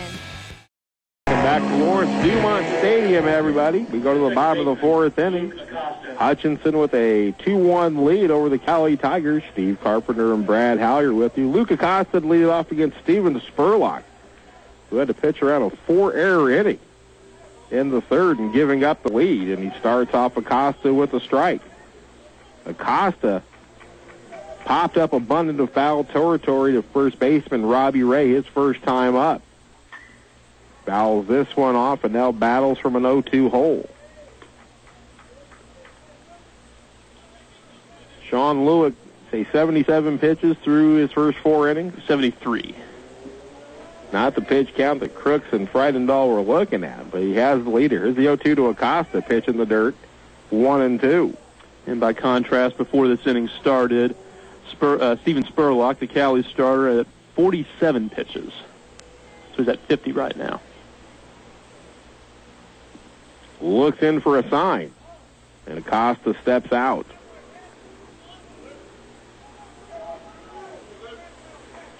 "64 degrees at the 4:30 hour. Here's the pitch. Curveball low and away, 2-2 to Acosta. So that was a good pitch. So that had a lot of movement on there, and Luke Acosta thought briefly about offering at it, but stayed away from it. Here's the 2-2 to Luke. Went around and strikes out. So Acosta 0 for 2. Spurlock gets his first strikeout. One away here in the fourth for first baseman Sean Hoover, who skied a fly ball to shallow center field, 0 for 1. Of course, Big Hoove already in the record books individually for his defensive prowess at first base. The pitch to Hoover, a breaking pitch outside, 1-0. Hoover number 1 in defensive chances and number 1 in putouts. Records routinely held by first baseman. Hoover takes outside, 2-0. Hoover also now tied for fourth in career or for single season walks. Hoover has walked a team high 40 times this year. And now he's up in the count 3-0. Hoover's had a very good approach in this postseason. He's been very patient, forcing the pitcher to throw strikes. Here's the triple pitch from Spurlock. Right down the chute for a strike, 3-1.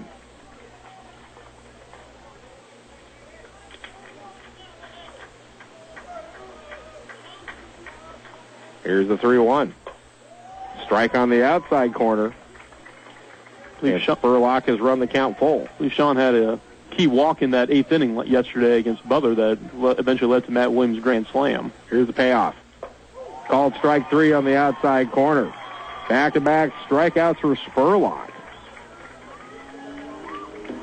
2 away for right fielder David Longmore.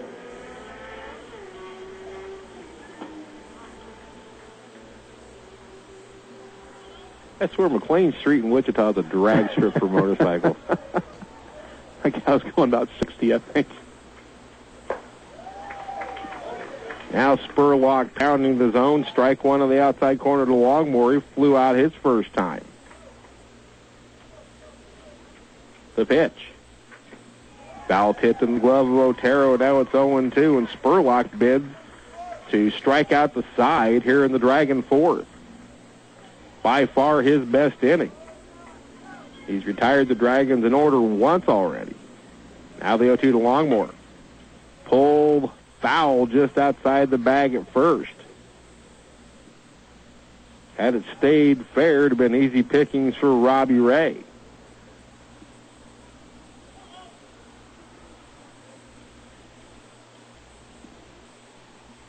No balls, 2 strikes, 2 outs here at the bottom of the fourth inning. 2-1 Hutchinson.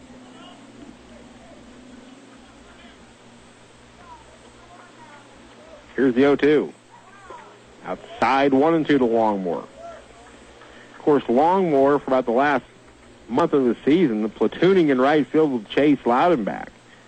Chase had a knee injury in the non-baseball accident. Swung on a miss, strike 3, and Spurlock does strike out the side in the fourth. 3 up and 3 down. We've completed 4 here at the winner's bracket final of the 2010 Region 6 Championship. Dragons 2, Tigers 1. You're listening to Blue Dragon Baseball on Oldies 95.9. In as little as 12 months, you could be working in the exciting cosmetology industry. Hutchinson Community College Cosmetology is your affordable alternative for the highest quality education. A new session begins in June, so contact us today at 669-4575. 2-1 Hutchinson through 4. Steve Carpenter and Brad Howyer back with you here at Lawrence-Dumont Stadium in downtown Wichita. Side for the 7th consecutive season of the Region 6 Championship. Sun starting to break through the clouds here. Temperature now up to 64 degrees as Sean Lewick completes his warm-ups for the 5th inning. Lewick gave up 1 run in the first. And it's been it so far, but he has been in trouble a little bit. Worked out of a jam in the second, retired the Tigers in order in the third. Gave up a 2-out walk in the fourth. And now we'll face 9-1-2 Otero, Melendez, and Ross here in the 5th. 2-1 Hutchinson. Of course, pitch count an issue. 73 pitches through his first 4. Ray Otero singled his first time up, and once again, Lewick starts him off with the ball high. Where he's missing low early, Brad. Now he's missing high, which means the legs are starting to break down a little bit on him. Good fastball there. It's a ball on a strike to Otero. 2 runs, 2 hits, 1 error for Hutchinson. 1 run, 3 hits, 4 errors for Cowley. The pitch. In the dirt, 2-1. And imagine that, Brad. A 1-run game. Well, it's, Cowley was up 1-0. Now it's 2-1. And I'm sure if Cowley scores at any time, it's going to be a 2-run inning. Foul tip into the glove of Klein, and it's 2-2. Sean Lewick yet to record a strikeout. He's walked 2.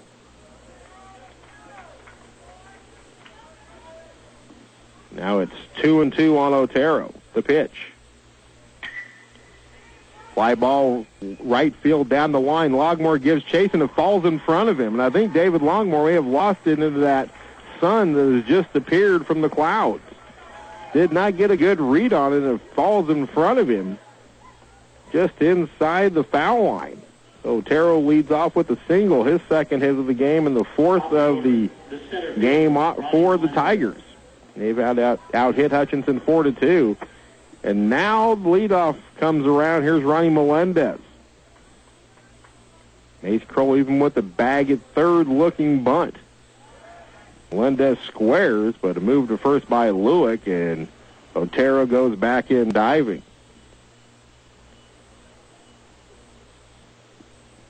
So for the second time today, the leadoff man aboard for Cowley. The pitch. Fastball called strike on the outside corner. Melendez, blazing speed. Great center fielder.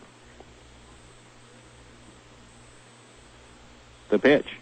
Did he go around? Yes, he did. Curveball from Lewick. Melendez doesn't think so, but he's down in the count 0-2. And that was a nasty breaking pitch from Lewick. And Cowley's done a good job of laying off that today. They really haven't offered at that pitch very often. No balls and 2 strikes. The pitch to Melendez. High chopper foul down the first base line.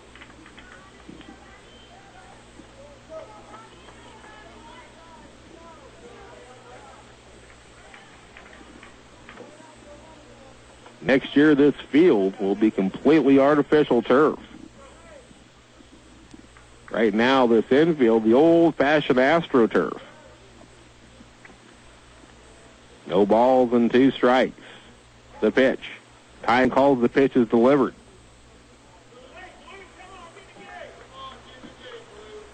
It's a good breaking ball, too. It was a good breaking ball. May have been a strike, but no pitch, and it remains 0-2 to Ronnie Melendez. Lewick out of the stretch, comes set, checks the runner. The pitch.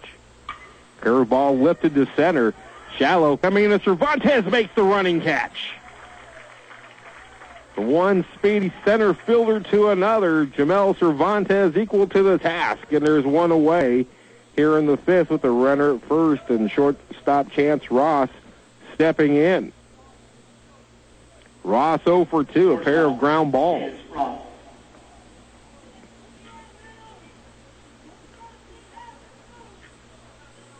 Of course, in the late afternoon, 4:45, that right field becomes the sun field here at Lawrence-Dumont. One's fouled back to the screen. 0-1 to Ross. Steve, I believe it was 2 years ago when Hutch played Fort Scott in the first round here. And then, do you remember how hard the wind was blowing? It was blowing probably 45 miles an hour out to right field. The right fielders were playing on the warning track about 5 feet from the foul pole. And that poor Fort Scott right fielder still couldn't catch the ball. Oh, that was a miserable day. Here's the 0-1 from Lewick. Ground ball up the middle. Acosta knocks it down, flips to Williams for 1. They don't get the double play. But what a play by Luke Acosta up the middle on this fast infield. They erase the lead runner, Ray Otero. So now it's a runner at first, 2 away for B.J. Michalek, the left fielder. No, not only was that a nice play that was a great play by Luke Acosta, but still to be able to pick the ball out of his glove and toss to Matt Williams at shortstop, it's not an easy play to do. Once you knock the ball down, to still have the knowledge to be able to toss the ball to second base like that and make an accurate throw. Michalek 0 for 2, flew out to center his last time. Lewick pegs the outside corner with a fastball, a strike. Luke has had his defensive issues, but he can also turn in some dazzling plays. And there was one in that category right there off the bat of Ross. Easy toss over to first by Lewick. Back in time is Ross. Well, let's not short the game-ending play that Luke Acosta made yesterday. With all the nerves that were probably going on with those infielders, all the walks standing around, he still made a good play to end the game yesterday. Runner goes. The pitch is a strike. The throw down is not in time. A stolen base for Chance Ross. Close play, and Ross got a pretty good jump off of Sean Lewick there. But it's now 0-2 to Michalet. Kind run at second base with 2 out. 0-2 count to the Cowley number 3 hitter.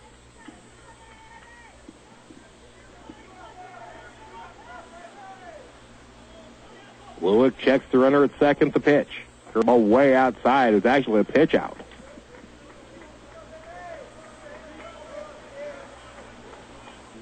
Ross with the lead at second. And Lewick steps off. Luke Acosta came in behind. And now we get set to go again at 1-2 to Michalet. The pitch. Swing and a miss. Strike 3. And the inning is over. Sean Lewick gets his first strikeout to end the 5th inning. No runs, 1 hit and 1 left. Halfway through this winner's bracket final at Lawrence-Dumont in downtown Wichita. Dragons 2, Tigers 1. You're listening to Blue Dragon Baseball on Oldies 95.9. Hutchinson Community College is your choice for a quality, affordable education. Take classes on our main campus or through our outreach centers in McPherson, Newton, and Fort Riley, or online. Visit hutchcc.edu for more information. Dan Klein will lead off for the Dragons in the bottom of the 5th. 2-1 Hutchinson over Cowley in the winner's bracket final. Steve Carpenter and Brad Howry with you from historic Lawrence-Dumont Stadium, where the Wichita Wingnets will kick off their 3rd season tomorrow night.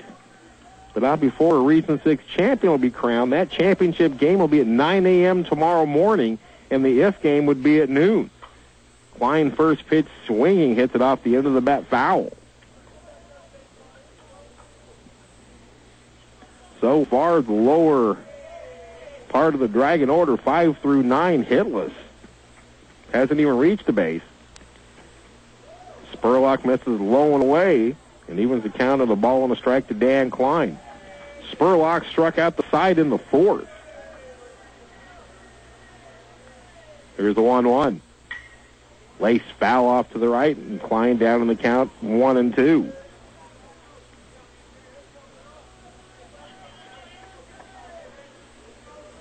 Climbs back in. Now Spurlock gets his sign. Rocks and fires the 1-2. Off the end of the bat, foul again. Dan Klein battling, the sophomore from Overland Park.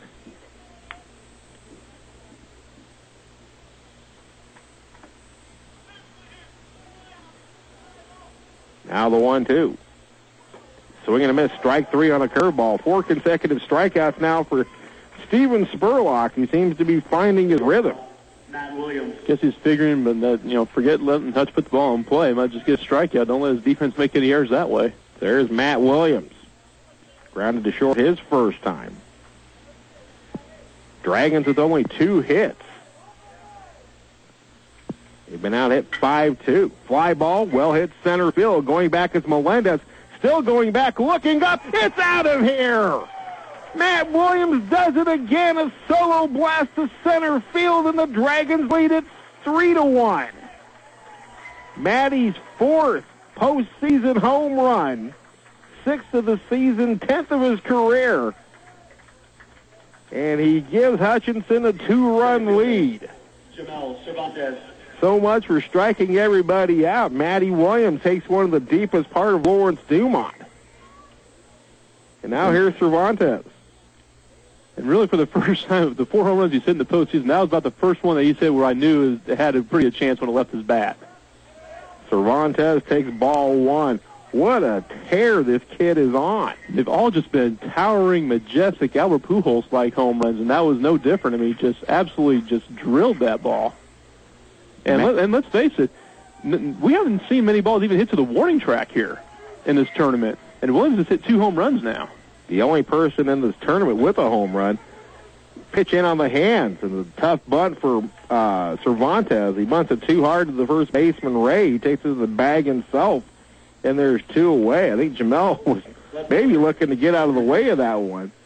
Steven Adams says something to him. Jamel's got a big smile heading back to the dugout. That's one thing about Coach A. He's going to keep things light and airy. Base is empty, 2 away for Andrew Dixon. Drives one center field, pretty well hit but playable. Now Melendez in left center makes the catch, and the inning is over. But Matt Williams strikes again. A 1-out solo home run. And we've completed 5 here at Lawrence-Dumont. Dragons 3, Tigers 1. You're listening to Blue Dragon Baseball and Oldies 95.9. Hutchinson Community College has over 70 academic and more than 40 technical programs providing an outstanding education. With small classroom sizes and award-winning instructors, Hutch CC has an active campus life with over 50 student organizations and nationally ranked athletic teams. Hutch CC has many opportunities when it comes to your higher education. Take classes on the main campus in Hutchinson through your outreach centers in Newton or McPherson and online. Earn credits while still in high school. Schedule your visit today or visit hutchcc.edu. Hutchinson Community College, your education destination. 3-1 Hutchinson. Matt Williams with his 4th postseason home run of the 2010 postseason. We played 5. Steve Carpenter and Brad Howry with you. And Matty was struggling pretty much this entire. We talked about it with Kyle Cricks in the pregame show. Just struggled pretty much all year, mostly with repetitions. And now, hitting out of that 9 spot, Matty Williams is completely on fire. Yeah, he's coming through in big situations, and, what bigger situation than yesterday when he hit the grand slam. But both home runs he hit against Johnson County came at a time when Hutch was struggling and needed some runs, and, it was a 2-1 game going into the last inning. Hutch hadn't done much against Spurlock all game, really, and he comes up and just annihilates the pitch almost straight away center field. Derek Grimes sends the first. Lewick offering down the right field line, foul territory. Longmore gives chase, but it's out of play. Cowley's starting to do some more early count swinging now, some first pitch swinging even. First 3, even 4 innings, they were really laying off the first 1, 2, even 3 pitches. But now they're going up there hacking a little bit with a little more persistence or regularity now. Here's the 0-1, ground ball to the left side, backhanded by Matty Williams. Good, strong throw, and it's a low throw, and it gets past Hoover. On the way to second is Grimes, and he'll get there on the 2-base throwing error by Matt Williams.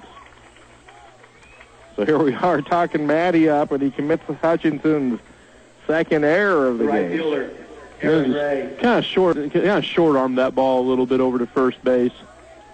But, there's no sense in worrying about it now. And, Cowley's got the tying run at the plate now, and the heart of the order is up right now. There's no sense in getting down on yourself. 3rd time in 6 innings that the leadoff man has reached for the Tigers.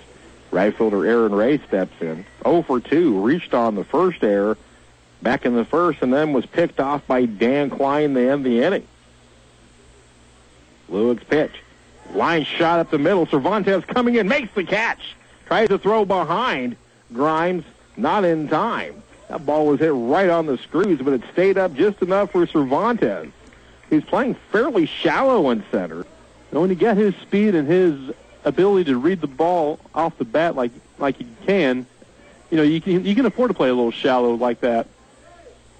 Here's Robbie Ray, the first baseman, 0 for 2. Line to Cervantes in center, then flew out to Cervantes in the 4th, 0 for 2. Lewick out of the stretch, the pitch. Chopped foul. All 3 batters this inning, Steve, swung at the first pitch. Obviously, like you said, a change in hitting philosophy against the Blue Dragon ace. 14-2 in his Hutchinson career. Lewick's pitch. Foul back. And it's 0-2 to Ray. But I think part of the reason that they're changing their swinging philosophy is Sean's throwing more first pitch strikes now. He's attacking them more. He fell behind in the count a lot in the first 4 innings. Now he's going up there and he's throwing some more strikes early in the count. No balls and 2 strikes to the Tiger first baseman, Robbie Ray. A runner at second, 1 out here in the 6th. The pitch. Curveball just off the outer edge. Dragon fans wanted it, but it was outside. Good spot on 0-2. Now it's a ball and 2 strikes to Ray.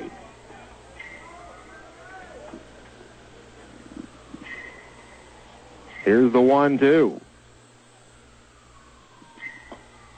Fastball low and away, 2 balls and 2 strikes.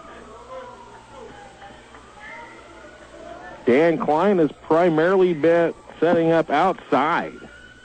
Hasn't really come in on the hands a lot. Now the 2-2. Curveball. Roller up the middle and through, a base hit. They wave Grimes around. Now Cervantes bobbles, but Grimes was going to score anyway, and now it's 3-2. An unearned run charged to Sean Lewick. RBI single for Ray. He's aboard at first base with 1 out. Matt Garcia. It'll go as an unearned run. And now Craig Freidendahl. He's just, performing community service, bringing out balls to the umpire, and now we'll take the slow walk to the mound to talk to Sean Lewick. 3-2 our score now. The difference in the game, Matty Williams 1-out home run. Solo shot to dead center in the bottom of the 5th. You really didn't think that Hutch was going to keep a 2-run lead for very long, did you? Well, of course not. 7 of their last 8 postseason games decided by 2 runs or less. The only one in that stretch was the 11-7 victory that got to be a wee bit tight in the second championship game of the Overland Park Sub-Regional against Johnson County.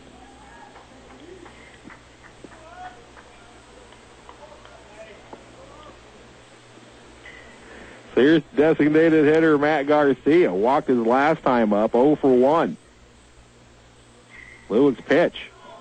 Strike at the knees, 0-1. Cowley with 1 in the first, 1 so far in the 6th. The Dragons with 2 in the 3rd, 1 in the 5th. The pitch. Fastball over but low. Closed pitch. Lewick doesn't get the call, and it's 1-1.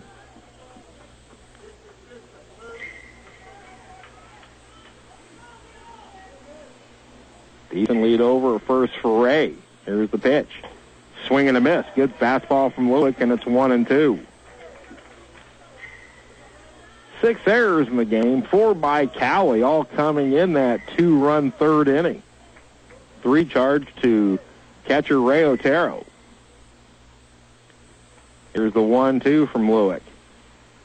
Curveball way outside. Now it's 2-2.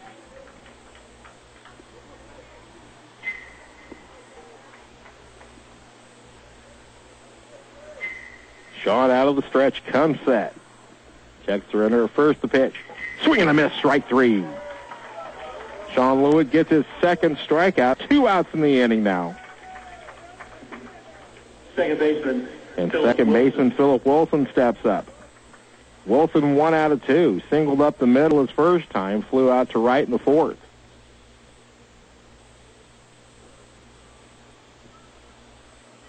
And you got to wonder how much Sean Lewick has left in the tank. Over 270 pitches over a 5-day stretch in the sub-regional. The pitch. Tap to the left side. Williams fields, goes the short way to second, and the inning is over.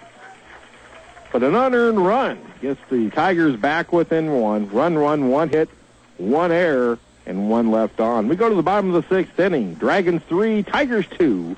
You're listening to Blue Dragon Baseball on Oldies 95.9. Hutchinson Community College is your choice for a quality, affordable education. Take classes on our main campus or through our outreach centers in McPherson, Newton, and Fort Riley, or online. Visit hutchcc.edu for more information. Tighten up a little bit here at Lawrence-Dumont Stadium. Cowley with 1 in the top of the 6th inning, and the Hutchinson lead's been cut to 1, 3-2. 3, 4, and 5. Mayfield, Kroll, and Acosta to face Steven Spurlock here in the 6th. First pitch swinging, Harp, grounder to short. Chance Ross fields and throws. High throw, but they get the tag. And Mayfield's retired. Heck of a play over there by Robbie Ray. Had to go high, makes the swipe tag on Ryan Mayfield. Mayfield's now 0 for 3 on the day. Here's Mace Kroll, the third baseman. Mace 1 out of 2. Singled in the second, popped up to end the third. Hitting from the left side. Of course, all 9 of Mace's home runs and all 13 of his career have come from that left side. The pitch. Fastball outside. 1-0. The Dragons now in the postseason with 7 home runs. Swung and missed on a changeup. It's 1-1. So you're saying Mace is a better power hitter from the left side? Maybe a little, but he's actually average-wise better from the right side, so it kind of evens out. I believe Noah was a better left-handed power hitter too, wasn't he? Yes, he was. Here's a 1-1. Fastball high, 2-1. That bomb he hit in the World Series in 2005, I still don't know how it didn't get out of that park. He crushed that thing. 2-1 to Kroll. Fastball outside, 3-1. Well, Balin Bergman made up for it, though. Yeah, that one hasn't landed yet. The rarefied air of western Colorado. Here's the 3-1. Pitch in the dirt, and Kroll draws a 1-out walk here in the 6th. Second walk allowed by Steven Spurlock. He struck out 4. He's allowed 3 hits. Only 1 earned run. Now here's Luke Acosta.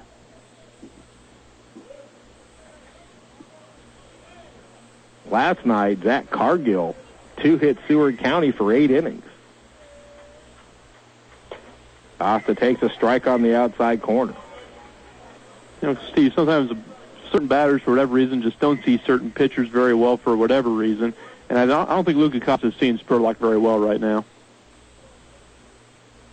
Looking down at Kyle Crooks, getting a series of signs. Wouldn't be surprised to see Kroll on the move here. Put the hit and run on. Move over to first. Mace kind of slipped. They're on the carpet getting back, but he gets in standing up. Well, Luke's a good contact hitter, and maybe that's the kind of thing he needs to do to get some success here against Spurlock. 1 foot on the carpet for Kroll to lead at first. Spurlock steps off and chases Kroll back. You know, he hasn't worked out the stretch very often, but when he has, he's really been concerned about those base runners. Spurlock looks in. Now Acosta steps out. So maybe a bit of gamesmanship going on here. And these two programs respect each other very much. Kroll doesn't go, and Acosta sends one to left field. Coming in and making the catch is Michalek on the run. Kroll has to scamper back to first, and he gets back in. Luke hit the ball pretty well, but right at Michalek. First baseman, Sean Hoover. And now there's 2 away for Sean Hoover. Hoover 0 for 2, struck out looking his last time up. It's a situation similar to this yesterday, that Hoover burned the Butler right fielder with the sun coming out. Burned Waldron, the Butler right fielder. Going to turn into a 2-out RBI double.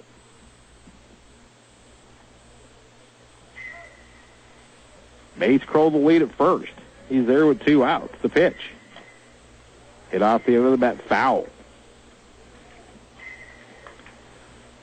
Spurlock looks like he's changing speeds fairly well. Dragons really haven't gotten a good read on him, and they've hit several off the end of the bat. He's only had 81 pitches, so he's in very good shape right now. There's no action in either bullpen right now. Kroll fakes going, and Hoover pulls one foul, and now it's 0-2.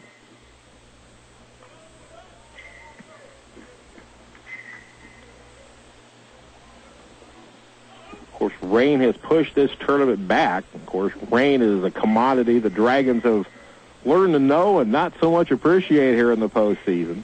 A 3-day trip to Overland Park turned into 5 with the happy ending. Kroll goes on the pitch. The pitch is high. The throw down is in time. Mace Kroll thrown out. Catcher to short. 10-6. No runs, no hits, and nobody left. We played 6 complete in the winners bracket final.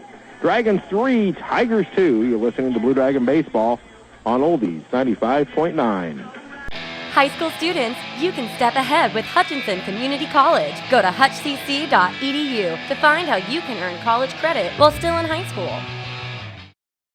We head to the 7th inning. 3-2 Hutchinson over Cowley in the Region 6 Championship, or Super Regional, if you will. Winners bracket final. The winner moves on to the championship game and would have to be defeated twice tomorrow. The loser will play Seward County 30 minutes following the completion of this one, or at 6 o'clock, depending on how things go. But it looks like now it's 10 after 5. It would be 30 minutes afterwards. But we go to the 7th. Ray Otero, Ronnie Melendez, and Chance Ross, 9-1-2 to face Sean Lewitt, who has once again bulldogged his way into a late inning lead. Otero takes ball 1 to start the 7th. Otero 2 hits and 2 trips. Here's the pitch. Fastball catches the inside corner, 1-1. And you've got to figure that at some point, if Sean gets in any kind of trouble with the pitch count up, now it's 2-1 to Otero. But Kyle Crooks would go get his staff ace. Here's the pitch. Lifted foul off to the right, out of play, and it's 2-2. By my count, Steve, he started the inning with 102 pitches. So third consecutive game he's got over 100. The 2-2 from Lewick to Otero. Ground ball fielded by Hoover behind the bag. Takes it to the bag himself, and there's one out in the 7th. Good pitch there from Sean Lewick. The center fielder. Otero retired for the first time today. He's 2 for 3, and now it's the 4th time around the order for Cowley, and here's Ronnie Melendez. 0 for 2. Walked in the first, stole a base, and scored. It's flied out twice since. Corners in playing bunt. Curveball from Lewick, a strike. Some high school news here for you, Steve. The Hutchinson High golf team tied a school record at the regional tournament today with a .285. Thane Ringler and Derek Lehman both shoot 65s. Holy cow. Here's the 0-1, another curveball, another strike. And Melendez down on the count 0-2. Coach Charlie Pierce coaching him up now. 65. I do that on 9.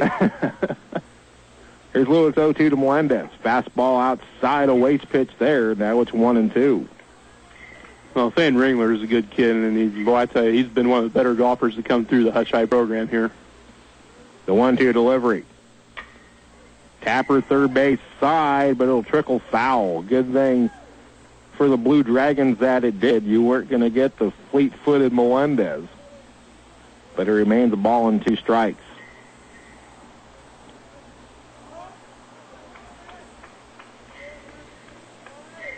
Seward eliminated Butler 2-1 in 12 innings earlier today in the battle of Jayhawk West co-champions. Here's the 1-2. Swing and a miss, strike 3. 2 up and 2 down in the 7th. Sean Lewick gets his 3rd strikeout. Shortstop, Chance Ross. And now I want to check the record book real quick to see if that moved him up any. My record books being on the road this much have taken a beating. Sean now 5th, moving past Brandon Johnson with 119 strikeouts on the career list. Misses outside, ball 1 to Chance Ross. Ross 0 for 3. Reached on a fielder's choice in the 5th, stole a base, but was stranded there. Good fastball from Lewis, strike at the knees, and it's 1-1.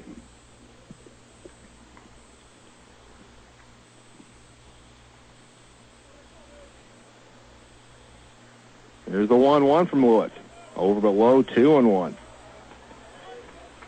Dan Klein has gotten away from throwing so many curveballs. Right now, Sean Lewick working on hitting his spots with his fastball. The 2-1. Check swing roller up the first base line, but it goes foul. And now it's 2-2 to the Tiger shortstop. Sun getting brighter. And with the clouds the way they were, that could play into a fielder, especially on the right side. 2 balls and 2 strikes, 2 outs. The pitch to Chance Ross from Sean Lewis. Curveball, just off the outer edge. It's a full count.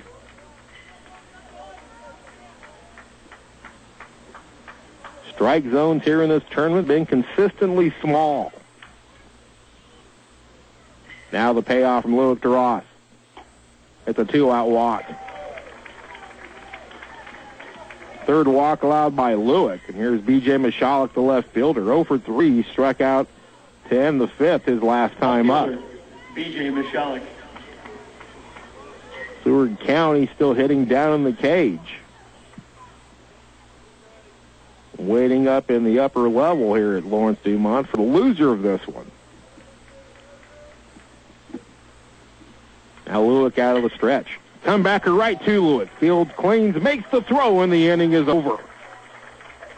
No runs, no hits, and 1 left. Stretch time at LD in Wichita. Dragons 3, Tigers 2. You're listening to Blue Dragon Baseball on Oldies 95.9. Hutchinson Community College is your choice for a quality, affordable education. Take classes on our main campus or through our outreach centers in McPherson, Newton, and Fort Riley, or online. Visit hutchcc.edu for more information. John Hoover will lead off the 7th inning against Steven Spurlock. Dragons with a narrow 3-2 lead as we go to the home half of the 7th. Hutchinson is the home team. Leading off the Hutchinson 7th. First baseman. Hoover was standing at the plate when Mace Kroll was cut down, stealing in the 6th. 0 for 2, struck out his last time up. Now there is, once again, some action down in the pen. Not full warm-up action. Ball 1 to Hoover. Steven Spurlock has struck out 4, walked 2, allowed 3 hits, 3 runs, only 1 earned.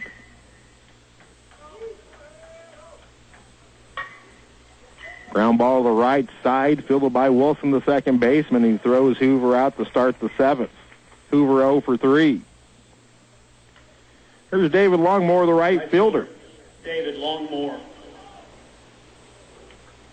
5 through 9 now for Hutchinson. Now 1 for 3, 6, 8, 10, 12. But that one a huge one, the solo home run by Matt Williams back in the 5th. Spurlock's pitch to Longmore, catches the outside corner, a strike called.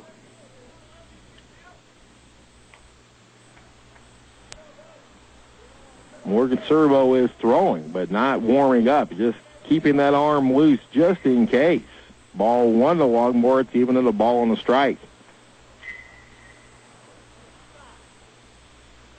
It wouldn't take long for Servo to be ready if the need rises. Ooh, nasty changeup from Spurlock, a strike called, and it's 1-2. 3-3-2 for the Dragons, 2-5-4 for Cowley. The Dragons have stranded 4, and Cowley has stranded 6. That one fouled off down the left field line, and it remains 1-2 to the sophomore right fielder from Liberty, Missouri. There's Spurlock's 1-2 to Longmore. Ground ball to Wilson at second. Throws him out, and there's 2 away. Well, Steve, you said earlier in the game Hutch was popping up a lot of balls flying out all the time. Well, now they're starting to get to hit some ground outs. Not sure exactly what that means, just changing just how the game is being played. 2 up, 2 down for catcher Dan Klein. Now Joey Goodwin gets back in the bullpen, so Morgan may be loosening up in earnest now. Here's the pitch. Ground ball of Wilson at second. He's going to get assist on all 3 plays, and the Dragons go in order in the 7th. 3 up and 3 down. We go to the 8th. Dragons 3, Tigers 2. You're listening to Blue Dragon Baseball on Oldies 95.9. Hutchinson Community College has over 70 academic and more than 40 technical programs providing an outstanding education. With small classroom sizes and award-winning instructors, Hutch CC has an active campus life with over 50 student organizations and nationally ranked athletic teams. Hutch CC has many opportunities when it comes to your higher education. Take classes on the main campus in Hutchinson through your outreach centers in Newton or McPherson and online. Earn credits while still in high school. Schedule your visit today or visit hutchcc.edu. Hutchinson Community College, your education destination. Still waiting on to see if Sean Lewick will emerge out of the pen. Dan Klein was the last out, getting his gear on. And he's now standing by Coach Craig Freidendahl as if he's waiting on Dan Klein. He is. So he goes out for the 8th inning of a 3-2 Hutchinson lead for Sean Lewick. 2 monumental performances in the sub-regional. Well, the umpire just told Lewick he only gets 3 warm-up pitches, and I think Crooks is a little upset about that. And now he's giving him his full 5, I believe, telling him to hurry up. Joey Goodwin, who would normally go out and take the early tosses from a pitcher, is down in the pen warming up Morgan Serbo. And also, probably a bit of gamesmanship on the Blue Dragons, getting Sean just a bit extra rest to go out for the 8th. And gives Serbo a couple extra warm-up tosses here. He is facing the heart of the order here. 4, 5, and 6. Grimes, Ray, and Ray.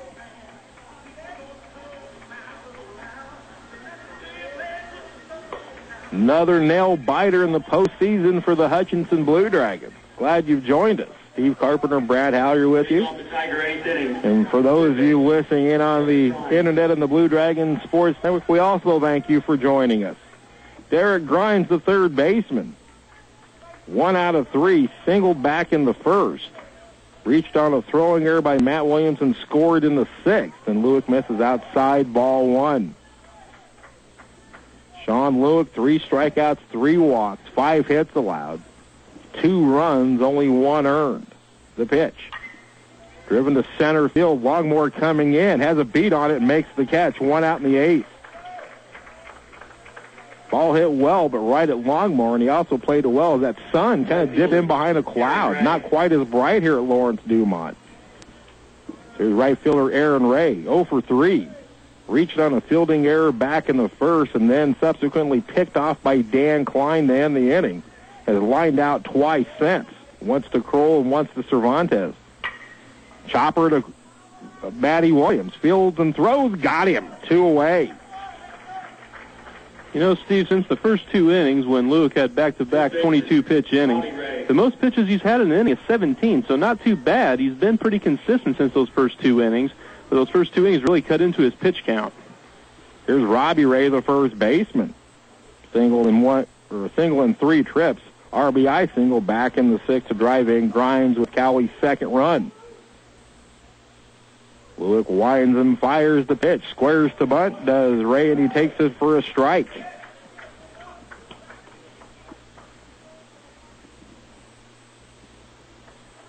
Three 3-2 Hutch. Top of the 8th, Hutchinson is the home team. The pitch.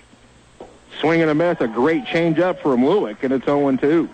I hate to jump ahead here, Carl, because we know the third out's been the toughest one for Hutch to get, but they've only had one 1-2-3 inning in this game. That coming in the third. Lewick's 0-2. Fly ball, shallow right. Playable for Longmore, now near the line. He makes the catch, and Cowley goes in order in the 8th. 3 up and 3 down. We go to the bottom of the 8th inning. Dragons 3, Tigers 2. You're listening to Blue Dragon Baseball on Oldies 95.9. In as little as 12 months, you could be working in the exciting cosmetology industry. Hutchinson Community College Cosmetology is your affordable alternative for the highest quality education. A new session begins in June, so contact us today at 669-4575. Matty Williams to lead off the bottom of the 8th inning. 3-2 Hutchinson. Matty homered his last time, and right now that's the difference in the game. He fouls one off the mask of the home plate umpire to start the 8th. Matty with his 4th postseason home run, 6th of the season, 10th of his career. The grand slam yesterday against Butler, the 2nd of his career. He had one against Seminole State as a freshman. And during post-game interviews, I conveniently remember that when Maddie told you that. Here's the 0-1 to Williams. Fastball low and away, 1-1. You know, Crooks gave him a hard time about that, saying, I can't believe you actually remember that. And on the contrary, I congratulated Matt Williams for remembering that, because I really don't like it when you ask someone, when's the last time you did this or that? Oh, I don't know. Whatever, you remember. You just don't want to admit it. Steven Spurlock has pitched well to his credit. 2 of the 3 runs allowed are unearned. And pitches low to Williams, 2-1. One of the hits was a great bunt single by Jamel Cervantes, so Hutch has only had 2 hits leave the infield. The 2-1 to Williams. Driven high and deep center field, but playable for Melendez. Makes the catch short of the track, 1 away here in the 8th. Boy, every time Matty touches one, you think it may go. The center fielder. Matty now 1 for 3, and it's the top of the order, and Jamel Cervantes, a hit in 3 trips, and he was the one that kind of got that inning going back in the 3rd. Of course, you got to remember, Ray Otero dropped a pop fly on Andrew Dixon that would have ended the 3rd. Cervantes then stole 2nd. Otero uncorked a throw into left field to score him. Dixon walked, stole 2nd, stole 3rd, and then scored on another Otero throwing error. Strike 1 to Jamel. The pitch. Fastball high, 1-1. 4 errors for Cowley back in the 3rd. 3 charged to catcher Ray Otero. The pitch. Pulled hard down the first base line, fielded by Ray. And Jamel beats it out. Spurlock way late getting off the mound, and it's an infield single for Jamel Cervantes. Left fielder, Andrew Dixon. Robbie Ray knew he wasn't going to win the race to the bag. So now you might see the Dragons in motion again here with Andrew Dixon. Well, based on what happened in the 3rd inning, I would have to say it's a pretty good bet. We're going to see some movement on the bases, maybe a hit and run. Dragons 4 out of 5 in steals today. Probably see a couple throws over to first base, I'm guessing, too. Here's the pitch. Dixon looks the bunt, pulls back, and takes it for a strike. The Dragons now with 26 steals in their last 4 games. 26 out of 27. That's getting it done. Decent lead for Cervantes at first. Spurlock steps off, and that's close to a balk move. That back foot did not come off the rubber cleanly.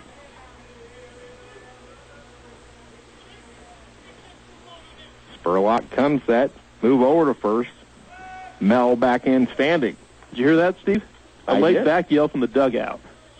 A la Jason Banks. Banksy channeling through somebody here. Here's the pitch. Cervantes goes. Pitch out, throw down, and got him. Shortstop Chance Ross applies the tag with a fairly high throw from Otero, but a good strong throw. Cervantes cut down 2-6, and now it's bases empty, 2 away for Andrew Dixon, and a 1-1 count to him. Give Chance Ross a lot of credit on that one. He grabbed it and swat tagged. Here's a line drive left field, but right at Michalik, the left fielder, and the Dragons are done in the 8th. No runs, a hit, and nobody left. The Dragons have stranded just 3 runners through 8 innings. We go to the 9th. Dragons 3, Tigers 2. You're listening to Blue Dragon Baseball on Oldies 95.9. Hutchinson Community College is your choice for a quality, affordable education. Take classes on our main campus or through our outreach centers in McPherson, Newton, and Fort Riley, or online. Visit hutchcc.edu for more information. We go to the 9th inning. Hutchinson clinging to a 3-2 lead over Cowley in this Region 6 winners bracket final. Sean Lewick heads back out. Tries to finish off what he started. He'll face the lower third of the Cowley order in the 9th, Garcia, Wilson, and Otero. Matt Garcia. Should be pointed out, though, Steve, the lower part of the Cowley order has 3 of their 5 hits today. Matt Garcia 0 for 2, walked and struck out. Lewick's pitch to him, misses, ball 1. Morgan Serbo is ready in the pen, and now Andy Urban, the closer, starts throwing. Here's the 1-0 from Lewick. Over below, 2-0. 3-2 Hutchinson, top of the ninth. Hutchinson is the home team. Now the 2-0 from Lewick. Fastball right through there at the belt, 2-1. Win or lose, Sean Lewick has put this team on his back. The 2-1 from Sean. Flared foul off to the right, 2-2. Well, it's very reminiscent of the performance that Daniel Tolles had yesterday. Tolles gave up a lot of runs, I know, but he certainly battled well through the first 8 innings, and he did everything he could to finish that game yesterday. 2 balls and 2 strikes the count to pitch to Matt Garcia. Curveball, tapper up the third base line. Kroll charges, throws on the run. Hoover makes the dig. He's out at first. What a play! Mace Kroll had to charge the slow hopper, fielded and threw on the run, and then Sean Hoover stretched to the second base side. What a stretch by Hoove. 1 out here in the ninth. What? 1 away for Philip Wilson. He's singled in 3 trips. Wow. Sean Hoover, that vacuum at first, once again saving the day. Ball 1 to Wilson. Like we said yesterday, Steve, it's almost gotten to the point where you expect Sean Hoover to make those kind of plays. Here's the 1-0. Fastball to Niza, strike 1-1. That might be a little unfair of us, but that was an incredible scoop there by Sean Hoover. That was unbelievable. And let's give Mace some credit, too. That was not an easy play by Mace Kroll at third base. No, fine play all the way around. Now the 1-1. Fly ball left field, going back is Dixon. Slows down, makes the catch, 2 away.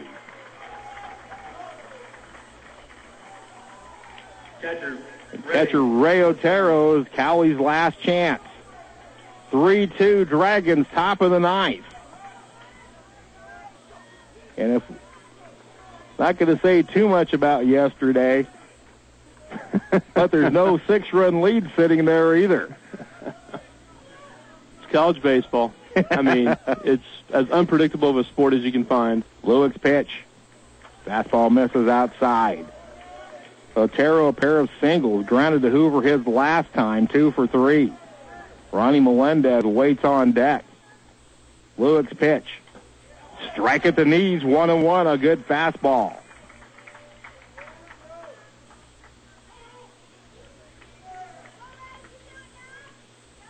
Now the 1-1 from Sean. Curveball of beauty, strike 2, called. It's 1-2. Dragon fans making some noise. Lewick out of the windup. Gets a sign from Dan Klein. Winds and fires the 1-2. Curveball just misses the outer edge, 2-2. Boy, didn't miss, but he did miss, but boy, that was a great pitch, 1-2 there. Now 2-2 Otero. Here it is from Lewick. Curveball, fly ball center field. It'll fall in front of Cervantes, a base hit. 3-hit game for the second straight game for Ray Otero. Tying run aboard, and the top of the order coming around for Ronnie Melendez. We'll have a pinch runner at first base for Cowley. It'll be Grant Glasser, a freshman from Tuttle, Oklahoma. He'll pinch run for Ray Otero at first. And now Lewick goes to work on Ronnie Melendez. Pitch running for the Tigers at first base, number 5, Grant Glasser. There's Melendez, 0 for 3. Scored a run, stole a base, and walked in the first. Here's the pitch. Lewick misses low, ball 1. The bullpen is ready. Right now, this game is Sean Lewick. Glasser with a decent lead at first. Hoover holds him on. The pitch. Strike on the inside corner.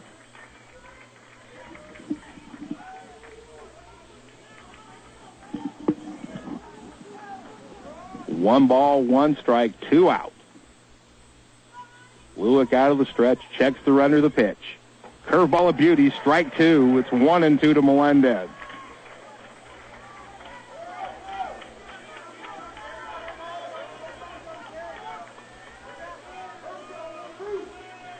At 27th out, proving to be the toughest for the second consecutive day.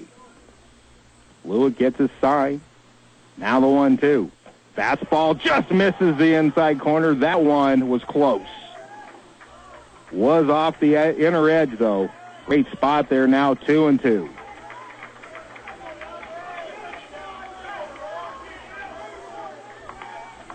Now the 2-2 from Lewick to Melendez. Curveball, misses high, full count.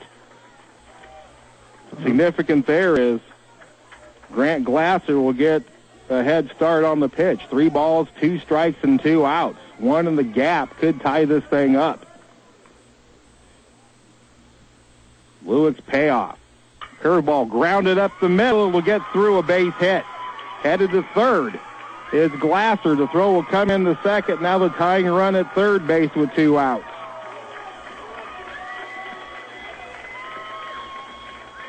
It's not over yet.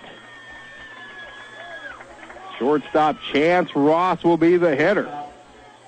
Chance Ross. Kyle Crooks down the dugout talking with talking with Steven Adams. Craig Freidendahl down the other end of the third base dugout. Chance Ross, hitless in 3 trips, walked his last time. Tying run at third base, the go-ahead run at first. 2 away here in the top of the ninth, 3-2 Hutchinson. Fastball from Lewick, a strike. You couldn't ask for a better winner's bracket final.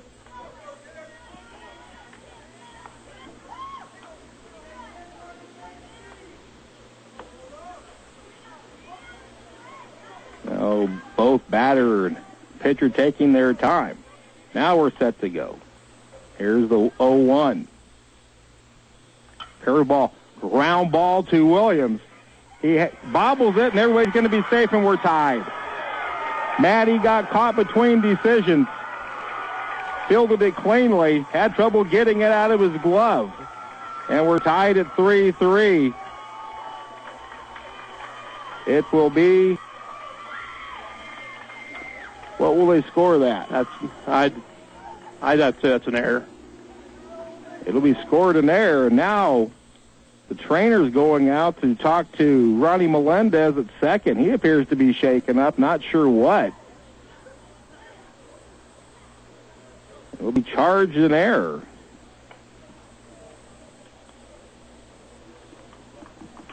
And we're tied at 3-all with a ground ball to Williams, not sharply hit. Eddie kicking himself out there, but now he needs to let it go. Well, what he did, in that situation, your first instinct as a shortstop is to go to second base. And as he was thinking about going to second, the ball kind of popped out of his glove a little bit, and then he thought about going to first base and decided just to eat the ball. You really can't fault him for thinking about going to second base in a situation like that. And, boy, he's really eating himself up right now over that one. It has been scored officially a base hit. Yeah. Not sure about that one. The left fielder. We'll go ahead and list as a hit for now. But irregardless, the task at hand is now in the hands of B.J. Michalek, tied 3-3. Go-ahead run at second base. Melendez is okay and will stay in the game. I've been told it's 148 pitches now by Sean Lewick. Wow.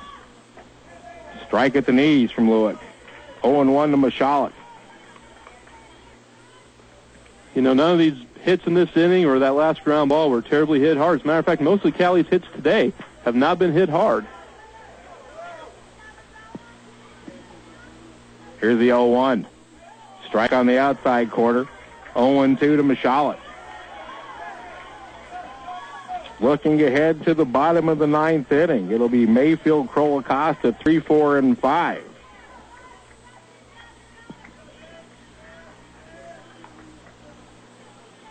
The pitch.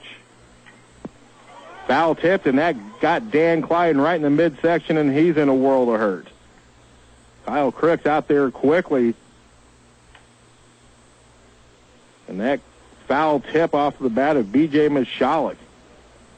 Right into the midsection of Dan Klein. Now Ryan Hilty out there to help out the Blue Dragon catcher. Kyle Crooks, who is a catcher himself, recognized that right away. He was out there in a heartbeat.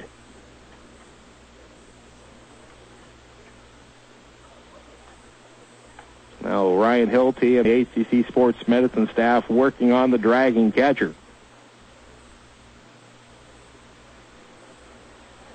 Matt Williams out at short, head down, utterly dejected. He's done so much to keep the Dragons in the game. It's just a bit of indecision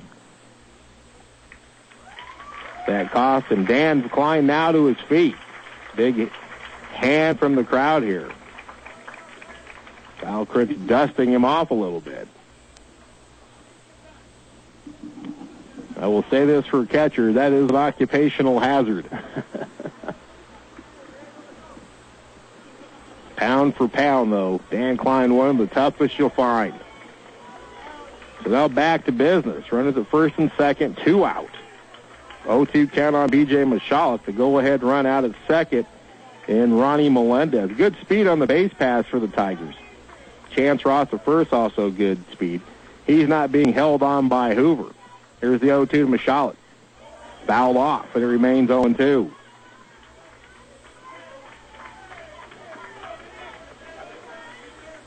Little reminiscent against Allen County. That was a 3-run bomb that Daniel Tullis gave up to tie it up. Here's the 0-2. Curveball. Slowly hit up the middle. Fielded by Acosta. Only played a first. Hoover held it. A low throw, but Hoove got him, and the inning is over. But 1 run, 3 hits, and 2 left have tied it up. We go to the bottom of the 9th inning. Dragon 3 and Tigers 3. You're listening to Blue Dragon Baseball and Oldies 95.9. Hutchinson Community College has over 70 academic and more than 40 technical programs providing an outstanding education. With small classroom sizes and award-winning instructors, Hutch CC has an active campus life with over 50 student organizations and nationally ranked athletic teams. Hutch CC has many opportunities when it comes to your higher education. Take classes on the main campus in Hutchinson through your outreach centers in Newton or McPherson and online. Earn credits while still in high school. Schedule your visit today or visit hutchcc.edu. Hutchinson Community College, your education destination. Go to the bottom of the 9th inning with 3-3 tie with the Dragons the home team. Ruben Marrero takes over as the Cowley catcher. 3, 4, and 5 to face Steven Spurlock. Ryan Mayfield, Mace Kroll, and Luke Acosta. And you'd sure love to see the Dragons get one here, especially for Sean Lewick, who pitched his heart out again. I guarantee you we will not see him in the 10th if it goes that far. Mayfield, a little looper to center field. Going back is the second baseman Wilson. He makes the catch in shallow center, 1 away here in the 9th.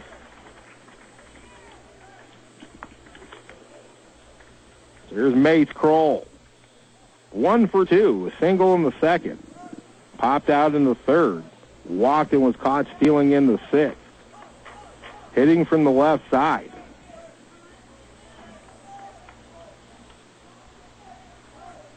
Dragons with just 4 hits today. They've been out hit 7-4. Now that scoring play has been changed to an error on Matt Williams. Big cut and a miss by Kroll, 0-1. That scoring play back in the top of the 9th changed to an error, no RBI. Off Chance Ross. Kroll pulls that one foul, and it's 0-2. The Dragons have committed 3 errors. Cowley has committed 4.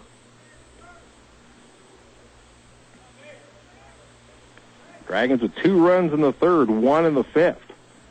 Waste pitch on 0-2, way outside, 1 ball and 2 strikes. Really all the errors have done, Steve, instead of a 1-1 game right now, it's 3-3. That's pretty much what it's boiled down to with the errors.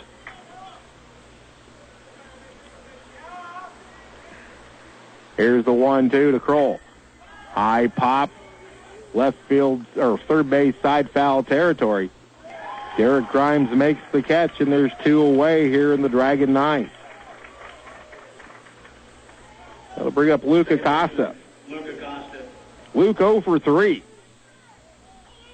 Flew out to left his last time back in the 6th. Even Spurlock had settled in here late. Pitch in the dirt. Only 2 base runners. Check that. Yeah, 2 base runners since Matty Williams' home run. A walk to Kroll in the 6th. A single to Cervantes in the 8th, and both of those runners were cut down. There's a line drive right center field, base hit. The right fielder Ray cuts it off. Big turn at first for Acosta, and he gets a 2-out single, and he represents the winning run.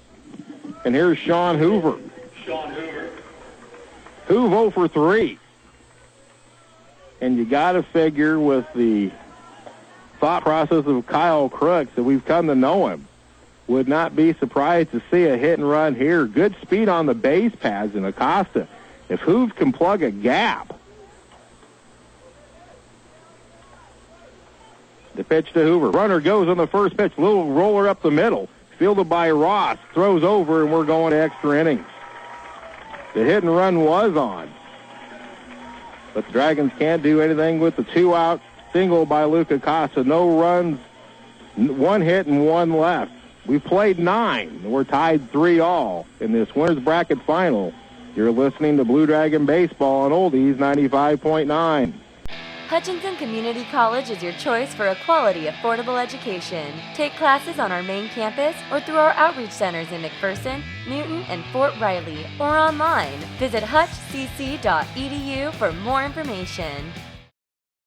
Welcome back to Lawrence-Dumont Stadium, everybody. Extra innings for the 2nd game in a row. Seward County defeated Butler 2-1 in 12. And now Hutchinson and Cowley deadlocked at 3-all here in the 10th. And Sean Lewitt rolls back out there. He's pitched 9 gutty innings. And he'll face 4, 5, and 6 in a Cowley order. Derek Grimes to lead it off. Grimes 1 hit and 4 trips. Reached on a throwing error back in the 6th and scored. Lewitt's pitch to start the 10th, driven to center field. Pretty well hit. Cervantes back, may have a beat on it. Short of the track, makes the catch. 1 out here in the 10th. Grimes gave it a ride, but Cervantes equal to the task in center field. 1 away. And look at Grimes walking back to the dugout. I think he can't believe that didn't go out. 400 to dead center here at Well, he just chucked his helmet there right on the turf, and he leaves it on the warning track. And I think the umpire's letting him have it a little bit right now. So here's Aaron Ray, the right fielder. Hitless in 4 trips. Well, understandably frustrated, but, I mean, it's not like it was even to the warning track. The pitch. Fastball outside, ball 1.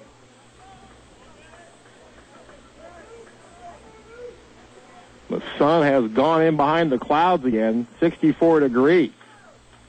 Pitch in on the hands. Good pitch from Lewitt there, and it's 1-1. You don't see this bulldog mentality from too many people, but Sean Lewitt has just been a warrior here in the postseason. He's not the only Blue Dragon, but his performance singularly has really been what this team's all about this year. Line drive up the middle, base hit. A 1-out single for Ray. He makes a big turn. Cervantes gets it back in. That is the 8th hit allowed by Sean Lewitt. The first for Ray. Robbie Ray. Now here's Robbie Ray. 1 out of 4, a single in the 6th. And now Kyle Crooks goes to the mound.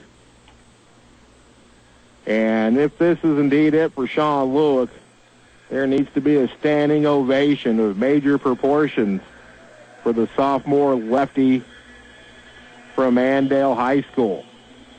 Kyle Crooks with a pad on the backside. There's the call, and we will have a pitching change. Morgan Serbo will be the new pitcher. We'll tell you about him after the break 3-3 here in the 10th. You're listening to Blue Dragon Baseball on Oldies 95.9. High school students, you can step ahead with Hutchinson Community College. Go to hutchcc.edu to find how you can earn college credit while still in high school. And Morgan Serbo comes in to the 3-3 tie in the 10th inning. Morgan Serbo is a 6'1", 185-pound freshman from Littleton, Colorado, submarine right-hander. He comes in for the 20th time this year, a 1-2 record with 3 saves, a 3.08 earned run average, and 26 in the third innings pitched. Serbo's allowed 30 hits, 15 runs, 9 earned runs. He struck out 25 and walked 5. The opponent's hitting .278 against him, and he's making his first appearance since May 2nd against Butler County, his first postseason appearance. And he'll face Robbie Ray, the first baseman. Runner at first, 1 out. Pitch sweeps outside. Snap throw to first by Klein. Getting back in is Aaron Ray. Well, Serbo hasn't pitched in a while, Steve, so he's coming in here after about a 2-week layoff. Not an easy situation for him to be in, but he needs to come out and throw some strikes. The pitch. Strike on the inside corner. His last 2 outings against Butler, not good ones. Give up 7 hits, 6 runs, 3 earned, and just an inning in the third. The runner goes. Hit and run is on. Fly ball right field. They may get a double play out of this. Longmore makes the catch to throw to first. Double play. The inning is over. Another low throw dug out by Sean Hoover. And Aaron Ray double off of first and 10th.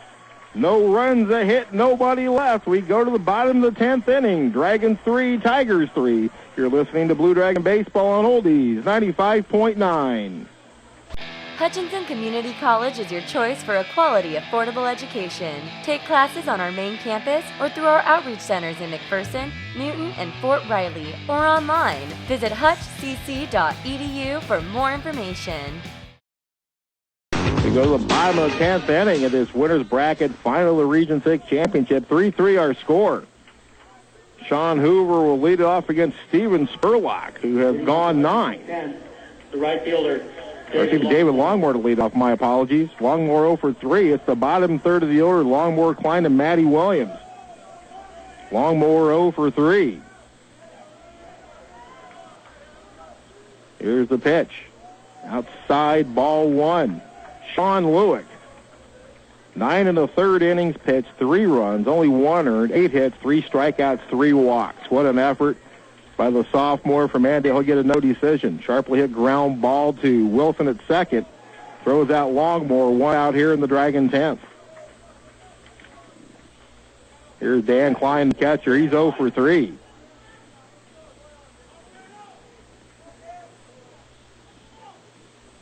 Morgan Serbo coming in and getting on a hit and run. The Dragons kind of caught a break on that. Robbie Ray on the hit and run. Lined one to Longmore and right.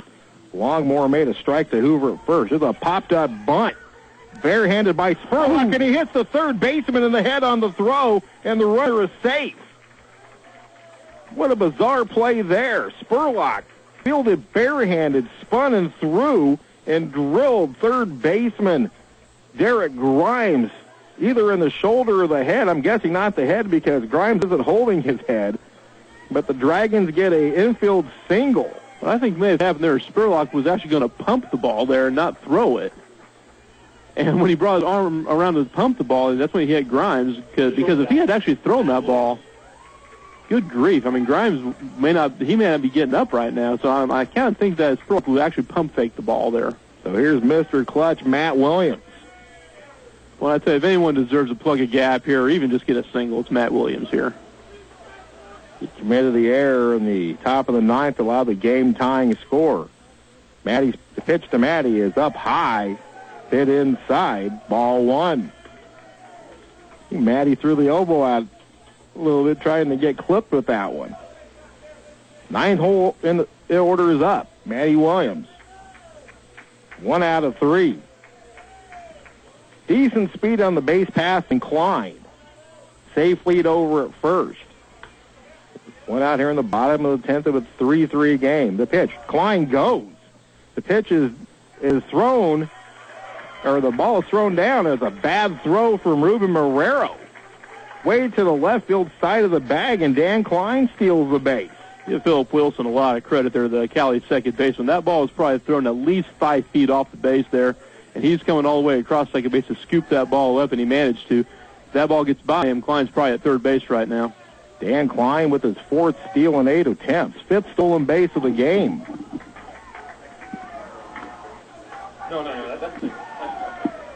So now the winning run in scoring position with 1 out and a 2-0 count to Matt Williams.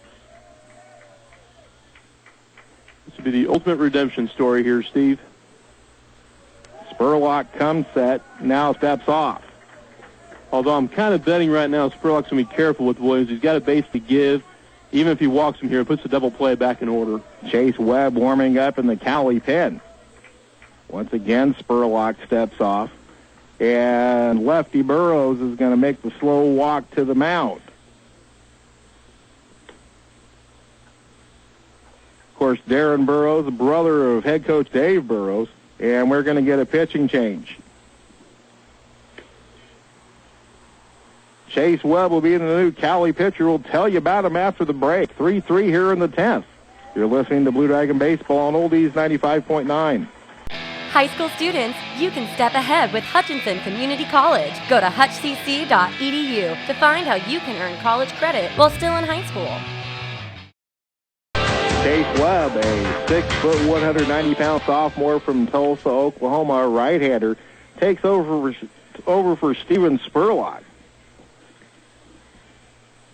Chase Webb making his 18th appearance. He's 2-1, 28 innings pitched, 21 runs, 12 earned. He's struck out 36 and walked 14, and he comes in a 3-3 tie, 1 out, winning run at second base in Dan Klein, and he inherits a 1-1 count. I believe 1-1 or is a 2-0? 2-0, I believe. Okay, well, that changes a little bit. If Matt Williams walks, the walk would go to Spurlock. So we don't know who this batter belongs to. The pitch. High and tight, 3-0. Because of the 2-0 count, that's kind of the differentiating point on who gets this. But right now the fans aren't really interested in whose batter this is. They just want to see that game-winning run score. Here's a 3-0 to Williams. It's a walk. And I think you're right, Brad. They may have pitched around right there and actually gave Chase Webb a chance to get a few more pitches in on the mound. That's why they made the switch at 2-0. So the walk officially goes to Steven Spurlock. He'll give up 3 walks. Now runners at first and second. 1 out for Jamel Cervantes. I have a feeling we might be seeing a bunt here, Steve. Third baseman Derek Grimes in. First baseman Robbie Ray playing back of Matty Williams at first. Here's the pitch to Cervantes. Back to the screen. It's a wild pitch, and the runners move up. Double play now off the table, and the winning run just 90 feet away. That pitch wasn't close.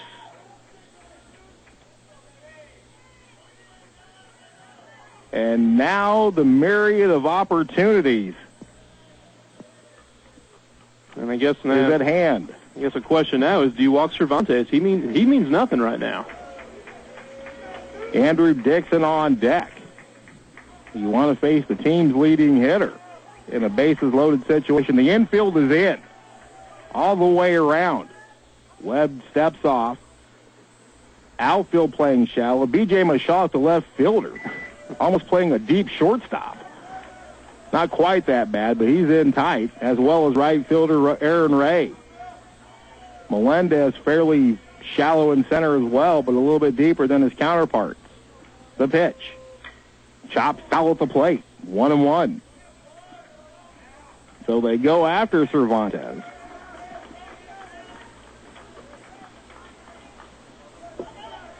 Surely we wouldn't see a squeeze here, would we?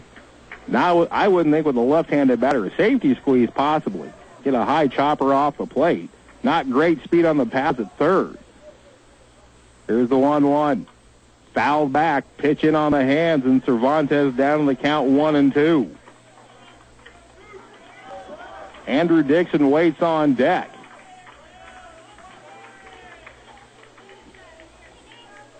Winning run at third of a 3-3 tie here in the bottom of the 10th of this winner's bracket final of the Region 6 tournament.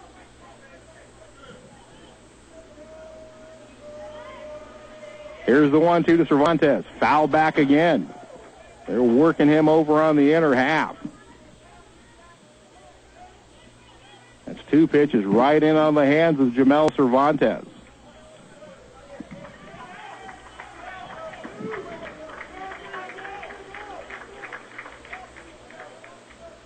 Both fans encouraging their respective teams. Webb comes set the pitch. Foul off again, nearly clips a fan in the left or the third base seats.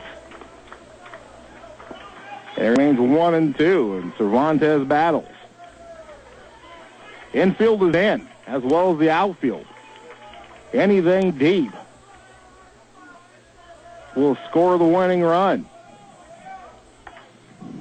Question is Dan Klein going on contact? The 1-2 to Cervantes. Line foul again. And it remains 1-2.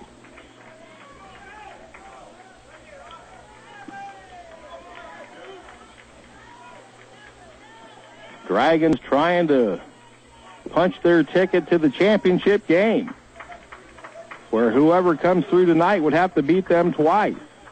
That run sits 90 feet away with 1 out. The pitch.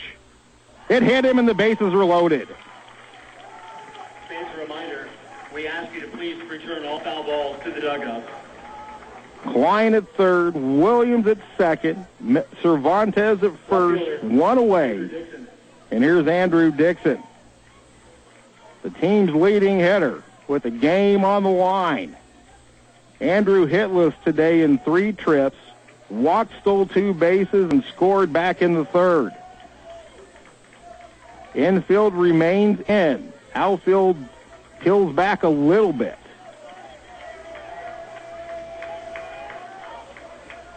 And if Andrew can just hit one hard somewhere, not at an infielder on this turf.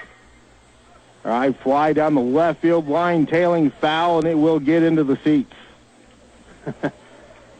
Derek Grimes gave it a nice run, but that ball stays in play, and he somehow makes a great catch over by that tarp. I think Dan Klein's going to come in and score easily. There comes the dilemma. You're right. Yeah, absolutely. With 1 out, you let those go because you're not going to throw out a runner from that far out, especially moving away from the play. Now it's 0-1 to Dixon.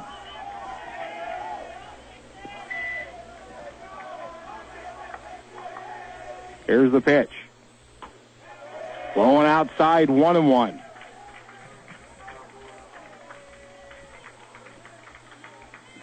No place to put him, so Dixon should see a decent pitch here, a 1-1. And if he gets ahead in the count, who knows what might happen. Here's a 1-1 delivery to Dixon. In the dirt, 2-1. Good block by Ruben Marrero. 3-3 our score. Bases loaded, 1 out in the bottom of the 10th. Webb comes set. The 2-1. Strike at the knees, 2-2. Big pitch there from Chase Webb.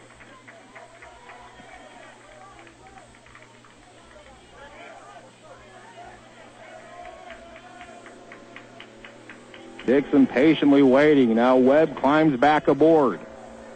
Looks in. Pitching out of the stretch, comes set. The 2-2. Fouled off.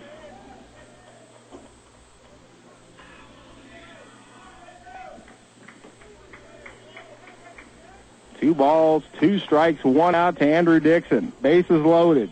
Winning run at third. Pulled in the infield. Now the Dragons just have to finish it off. Here's the pitch. Foul off again. Pitch too close to take a chance. But Dixon fights it off. Stewart County's players patiently waiting for an opponent.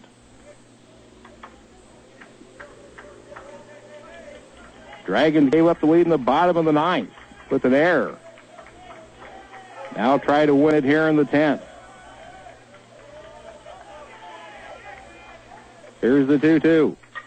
Fly ball left field down the line. Will it be deep enough? Given chases Mashalik. Klein tags. Here comes the throw, and Dan Klein's going to be out by a mile.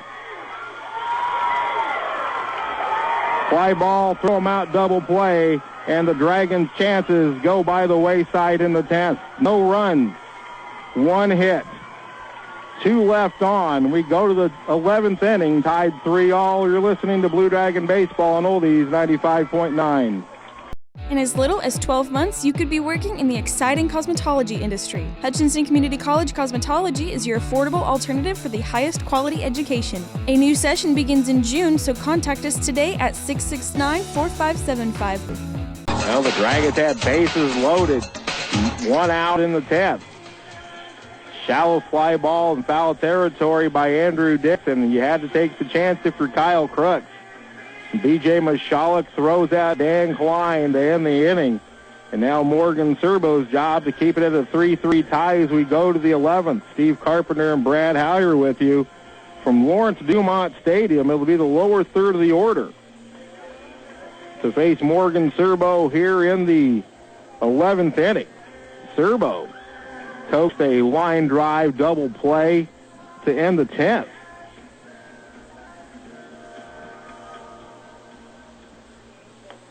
And for the first time this year, I got to go to a second sheet for a singular game, and that becomes a mess.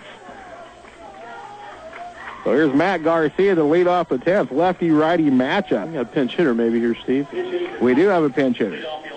Number 8, Connor Duckhorn, who had a big night last night, will pinch hit for Matt Garcia.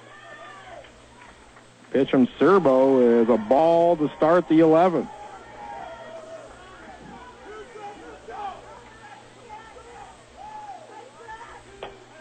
Serbo catches the outside quarter with the strike there. It's 1-1.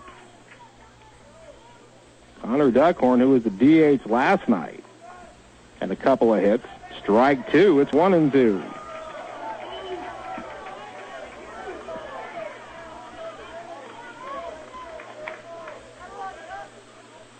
There's the 1-2 pitch. Change up outside, 2-2.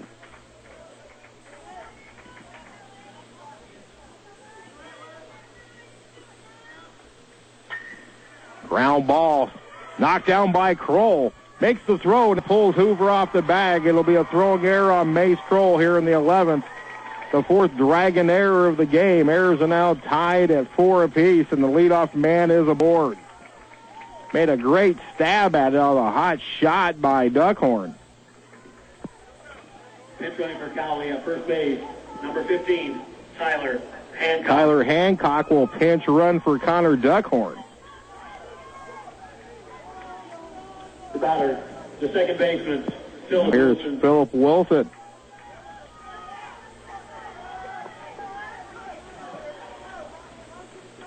All kinds of changes trying to keep up with here. Bunt is on. Good bunt by Wilson. Hoover fields, throws to Acosta covering, and the sacrifice works. Hancock moves up to second. It's a sacrifice 3-4 for Ruben Marrero, the catcher, who will hit for the first time. Marrero came on when Ray Otero was pinch hit 4 in the 9th. Grant Glasser scored the game-tying run.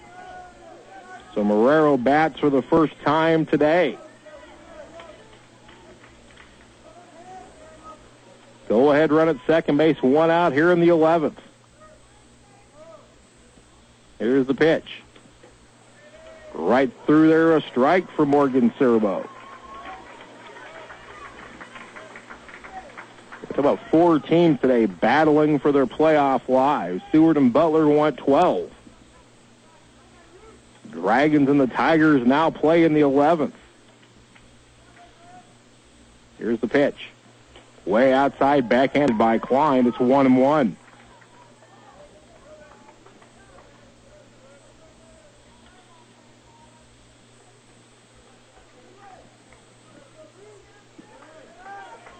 Serbo looks in, gets the sign he likes. Now the 1-1 instead of fake to second.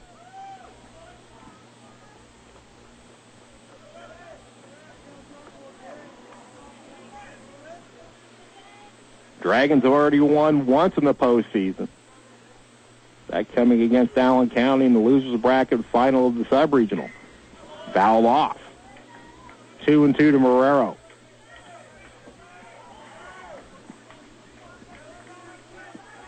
And Morgan Serbo, if this game is extended a few more innings, capable of going several. He went 7 innings against Seward County back in mid-April at Hobart Detter Field. The pitch. It sailed outside 2-2. Ronnie Melendez, the leadoff man, waits on deck.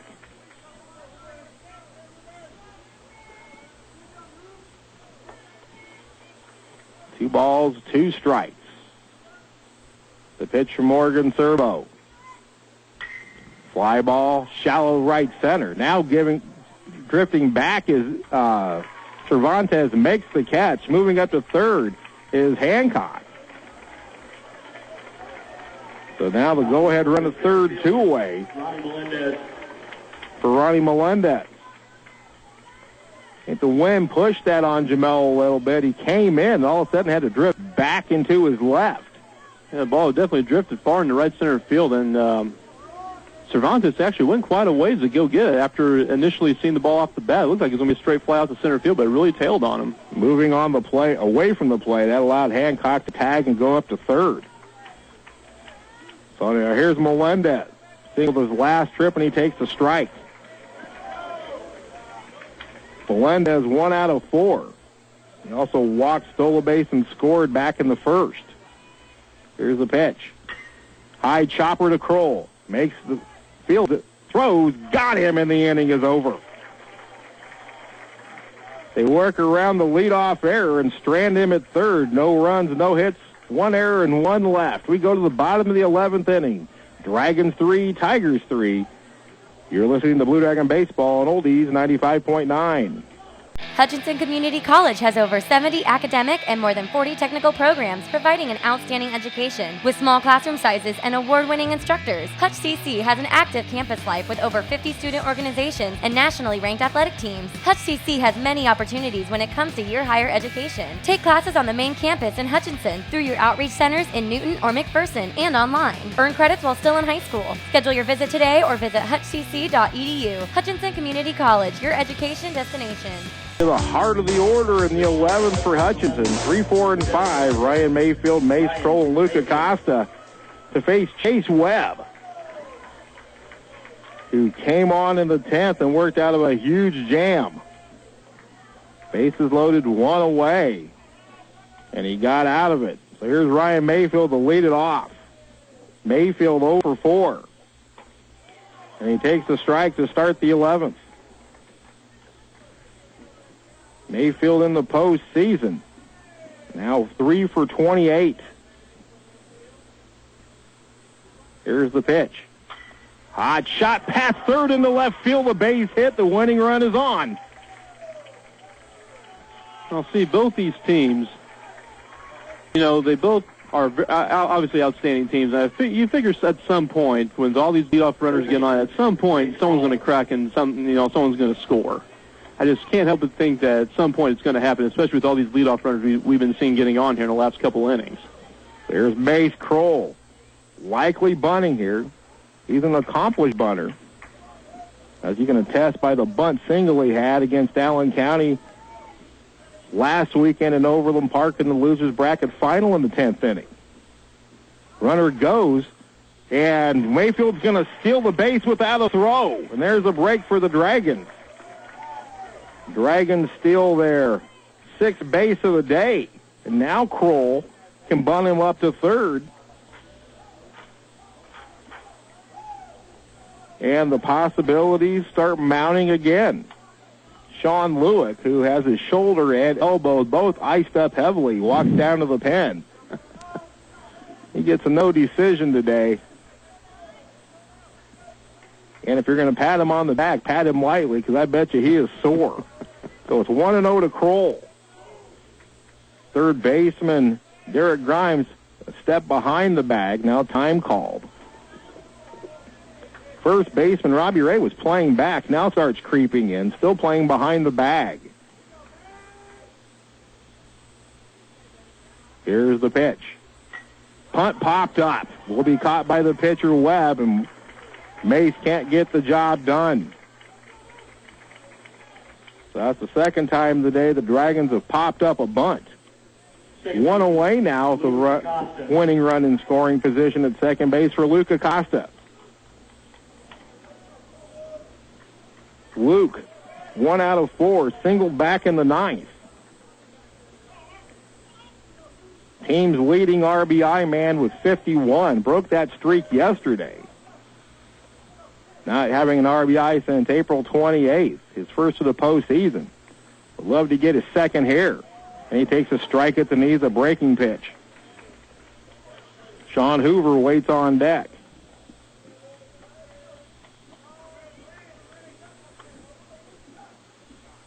Both teams have left plenty of chances out on the base paths.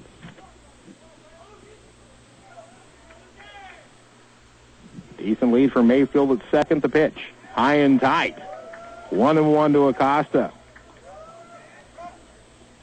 Dragons had the bases loaded. 1 out in the bottom of the 10th.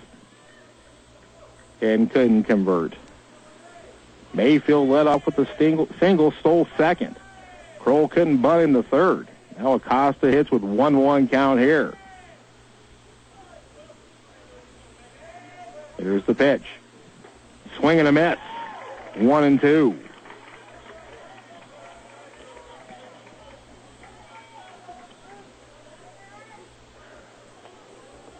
I think everybody's nerves are on edge right now, obviously. It's probably why I see a lot of leadoff guys get on base, because the pressure's kind of off with them up and leading off the inning with nobody on and nobody out.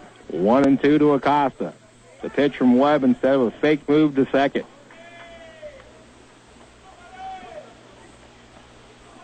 Third baseman Grimes playing very deep at third.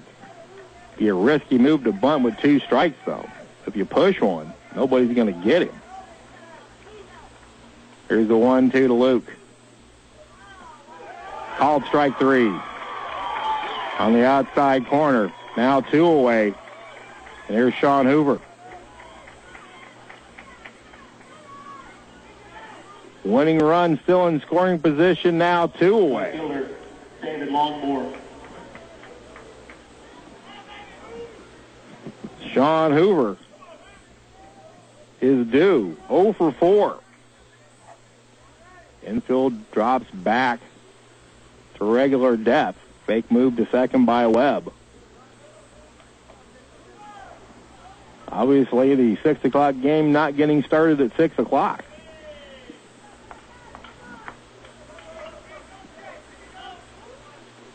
Here's the pitch. Strike on the outside corner. David Longmore waits on deck. Mayfield led off the inning with a single, stole second. He's still there with 2 outs. Webb comes set, checks the runner. The 0-1 to Hoover. Instead, another fake move. Cowley pitchers very, very conscious of base runners. Some may see that as a sign of weakness. I'm not sure with this staff. Here's the 0-1. Driven to the gap, left center field. It is caught. Aaron Ray on the run. That ball hung up. And the Dragons let another chance go by the wayside. Stranding the go-ahead run at second base. No runs, a hit, and 1 left. We go to the 12th. Dragons 3, Tigers 3. You're listening to Blue Dragon Baseball on HKFM. Hutchinson Community College is your choice for a quality, affordable education. Take classes on our main campus or through our outreach centers in McPherson, Newton, and Fort Riley, or online. Visit hutchcc.edu for more information. John Hoover gave it a ride. The right fielder Aaron Ray chasing down in the gap in right center. We go to the 12th, 3-all. Steve Carpenter and Brad Howyer with you. 2, 3, and 4 to face Morgan Serbo here in the 12th. The shortstop, Chance Ross. Chance Ross, B.J. Michalek, and Derek Grimes. And this roller coaster ride continues. Now Serbo goes to work in the 12th. Ross squares the bunt, pulls back, and takes a strike.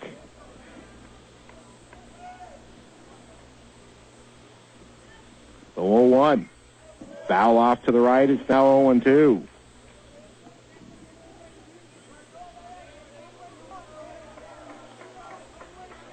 Both teams have had their chances, Brad. Yeah, and the longer this game goes, the tighter the nerves are going to get. Fastball from Serbo just off the outer edge, 1-2. I think when you get those early runners on base, batters start to press a little bit. Now the 1-2. Popped up foul, back out of play. Obviously, can't fault Sean Hoover for pressing it. He hit the daylights out of that ball, and you and I were talking between innings. We just can't believe it hung up there or even go deeper than what it did. Anything getting elevated right now is going to get knocked down. Here's the 2-2. Swing and a miss, strike 3. Serbo with his first strikeout. One away here in the 12th for B.J. Michalek, the left fielder. Michalek batting out of the 3 spot, 0 for 5. That makes him doubly dangerous. B.J. Michalek. That's the Wichita Wingnuts hanging out there in left field behind the fence. Strike call on the inside corner to Michalek. They've been out there for several innings now. If they're having some kind of preseason party, they're just out here hanging out. Here's the 0-1. Just misses the inside corner, 1-1. Got the Budweiser tent set up out there. It looks like it's ready for a party. Our second extra inning game of the day. Here's the pitch. Down the right field line, but it'll tail foul out of play. And Serbo is 1 ball and 2 strikes to B.J. Michalek.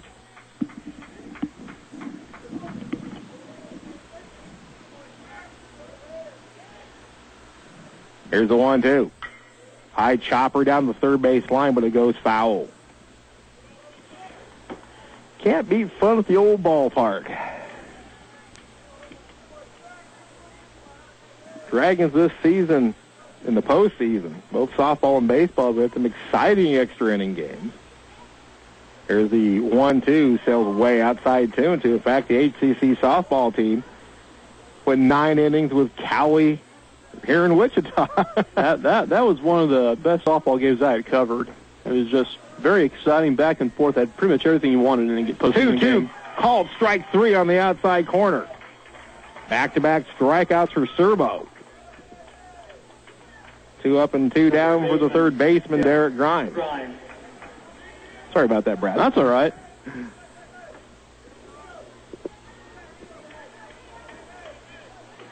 I think Hutch scored they scored the winning run in that game on an infield single, I believe, but then it was complicated with an error, so they got 2 runs on the play. First pitch popped up. Foul territory, first base side. Klein gives away from Sean Hoover. Hoover makes the catch, and the Tigers go in order in the 12th. 3 up and 3 down. We go to the bottom of the 12th. Dragons 3, Tigers 3.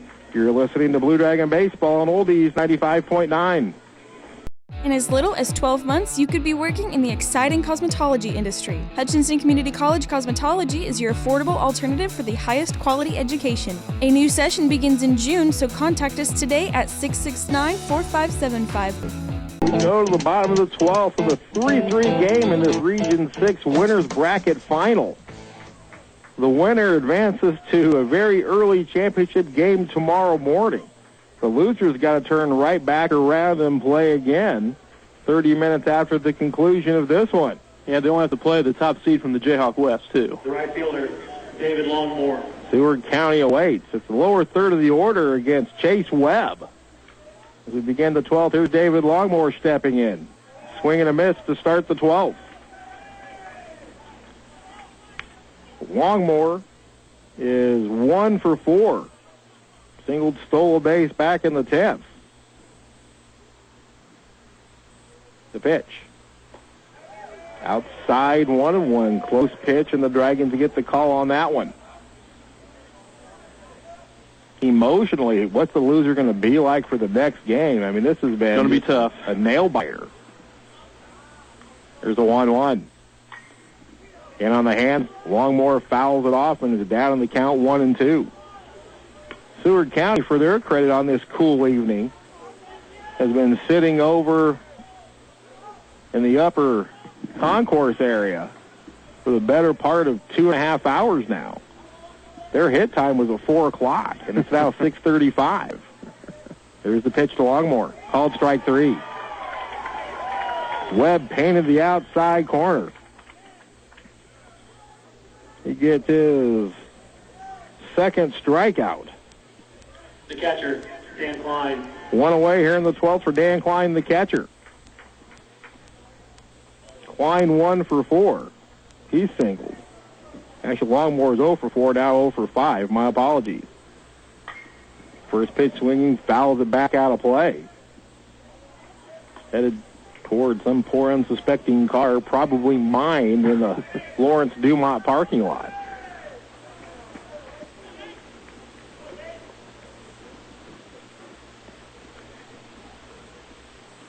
Here's the 0-1. High fastball. They appeal down to first, and Klein checks his swing. It's 1-1, and he did not go around. Klein in the postseason has been susceptible to a high fastball. Here's the pitch. Foul off again. Klein was cut down in the 10th, trying to score from third on the shallow foul out by Andrew Dixon. You had to take the chance at that point. Michalek, though, with one of the better throwing arms in the Jayhawk Conference. Now Klein down in the count 1-2. The pitch.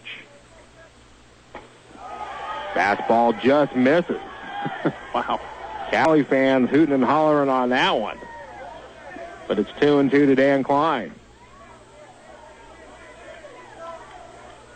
Dan maybe won't be ready here because the strike zone's probably going to expand a little bit for this pitch. Now the 2-2. Pops foul right side, giving chase is the first baseman, Ray, but it's out of play.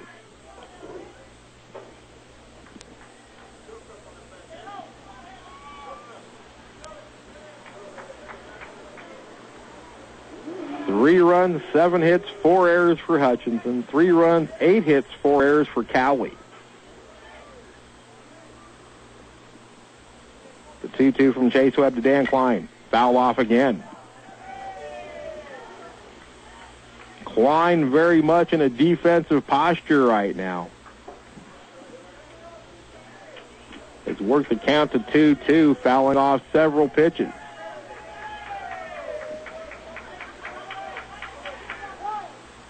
Time call.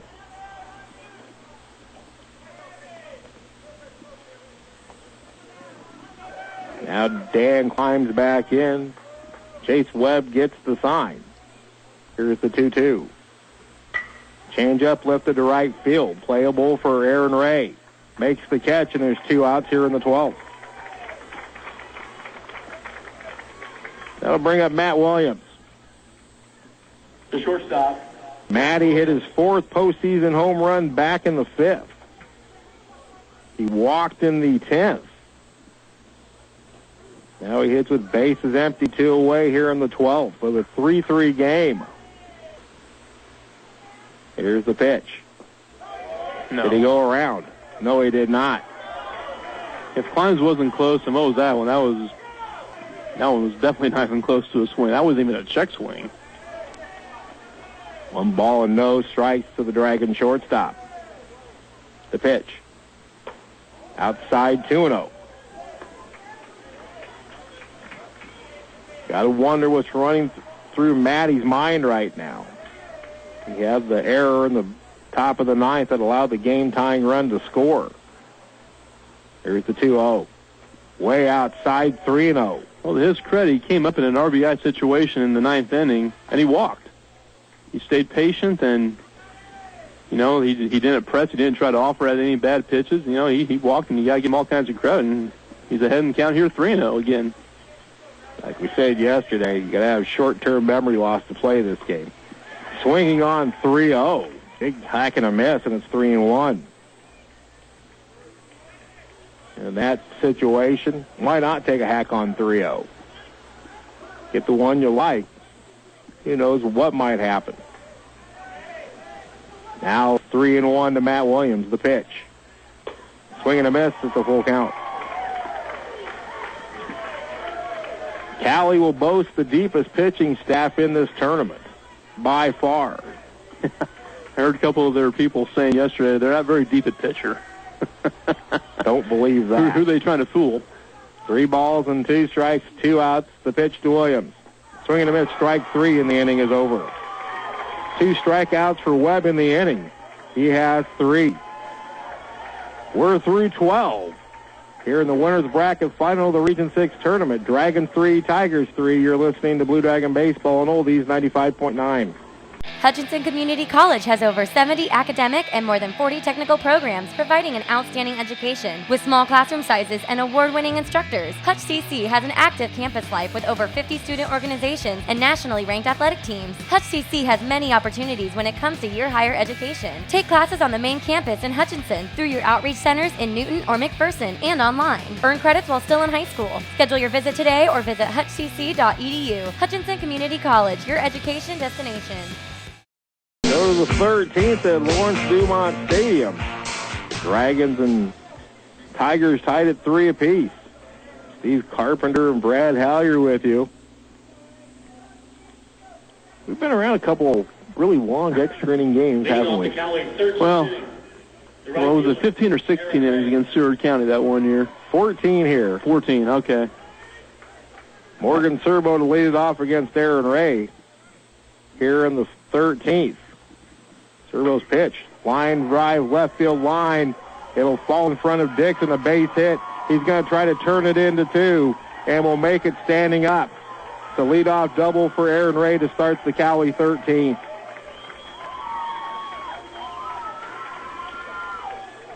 That is the First baseman, Robbie Ray. first extra base hit for the Tigers today. They have 9 for the game.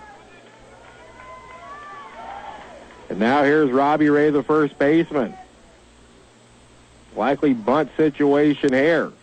Corner's playing tight for the Dragons. Serbo makes a fake move to second.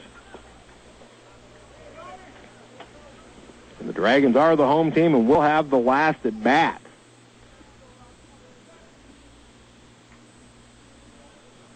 Here's the pitch. High and outside, 1-0. Ray was bunting. Andrew Urban making a quick venture out to the bullpen, getting loose very quickly here. He's been up once. Shouldn't take him too long to get ready. Here's the pitch. Bunt down the line. Oh, fielded by Serbo. Only play to first in time. Luke Acosta covering the bag. It's a 1-4 sacrifice, and the go-ahead run at third base with 1 out, with Tyler Hancock coming to the plate.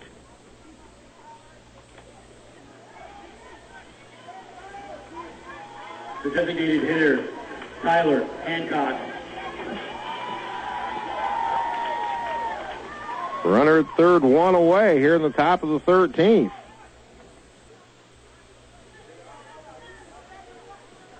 Outfield not tremendously shallow here, Steve. Here's the pitch. Fly ball well hit center field. This should be deep enough to score the run. Cervantes makes the catch. Tagging from third is Ray, and Cowley leads it 4-3.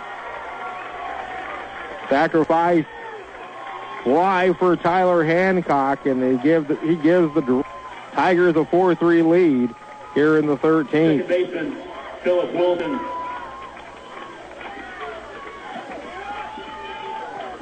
Base is empty, 2 away for Philip Wilson. He has sacrifice back in the 11th. The pitch. Strike called on the inside corner. Looking ahead to the Dragon 13th.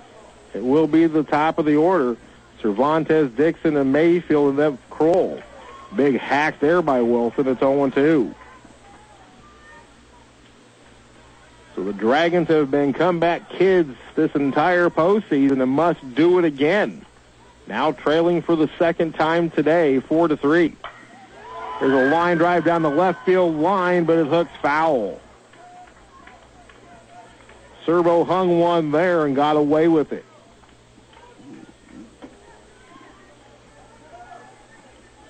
No balls and 2 strikes to Philip Wilson.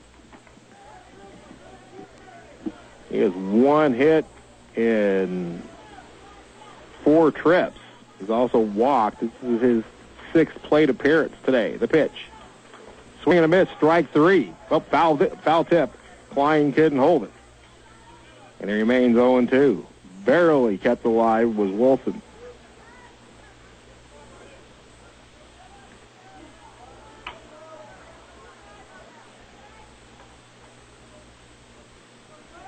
Here's the 0-2. Fly ball down the right field line, but this one will get out of play.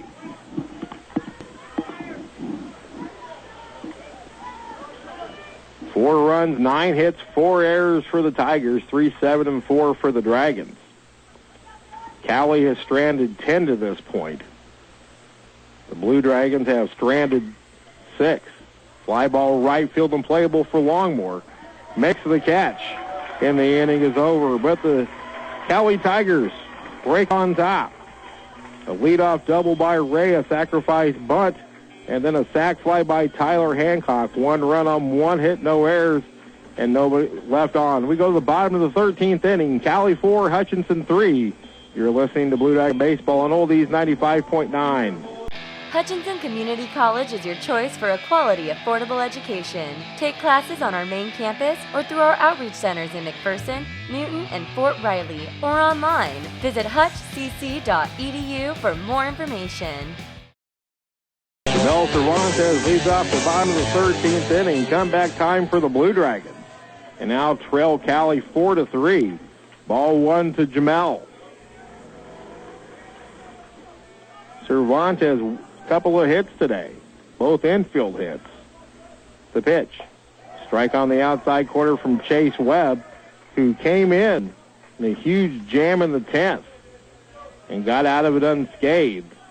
And that has set Cowley up for a potential 13-inning victory here in this winner's bracket final. Strike on the outside corner of Cervantes. He now hits from a 1-2 hole.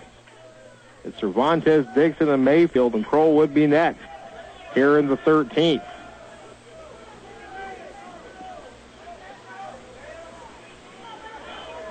The 1-2 to Jamel. Misses low, 2-2. One thing about Cowley fans, they will whoop it up in the late innings on anything close. Well, they're one of the few baseball schools in the Jayhawk Conference. That they are. Good fans. Very good fans. Here's the 2-2. Outside, full count to Jamel.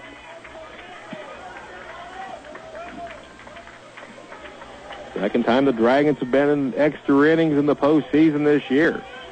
They defeated Allen County 5-4 up at Overland Park. And it's a leadoff walk to Cervantes. Down to the count 1-2.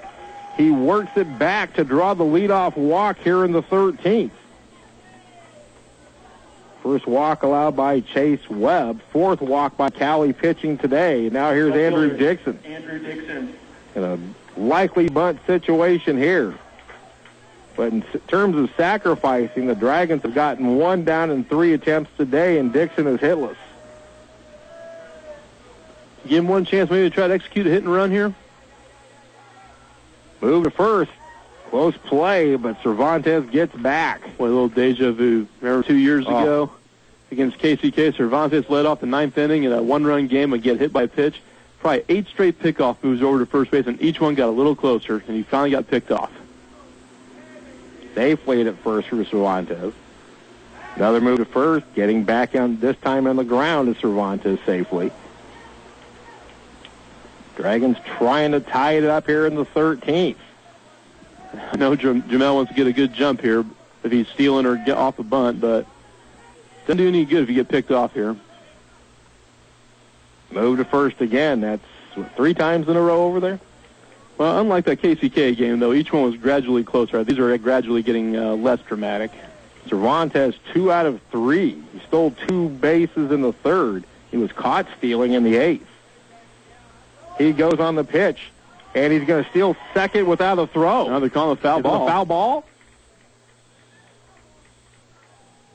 I think it is a foul ball. Dixon was around to bunt, pulled back, but the ball just grazed his bat. So Cervantes returns to first, and now time is called as he stretches out the hamstrings. Again, it's a cool evening. It's been cool all day. Now Jamel says he's ready. 0-1 to Andrew Dixon. One of the best bunters in Blue Dragon history. Was Dixon bunting there, or he just catch a bad break when he pulled back, the ball still grazed his bat? He was bunting. Now the 0-1 move to first, Cervantes back.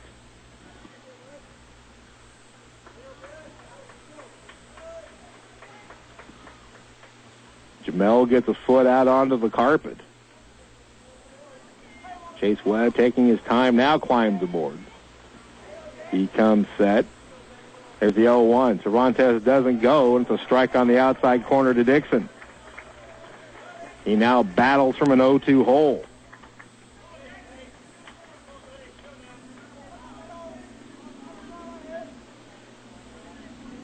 Gets a sign from Kyle Crooks as Dixon climbs back in. Jamel's lead back out on the carpet again.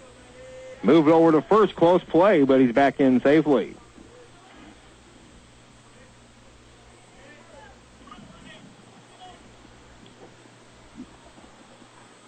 Four-three Cowley here in the bottom of the 13th. Cervantes got a leadoff walk. There's the 0-2. Move to first again. Jamel gets back in standing. Right now, both fans just kind of running on empty emotionally and just kind of waiting to see what happens. No balls and 2 strikes to pitch. Pitch out, nothing happening. I think Coach Kyle Crooks had an idea that was going to happen there. 0-2 pitch, usually a decent pitch to run on. And I think he sensed that Cowley would waste that one there. Now 1-2 to Dixon. Runner goes. Fly ball down the left field line. It will get out of play. Kyle put the hit and run on there. And it remains 1-2 to the Dragon left fielder.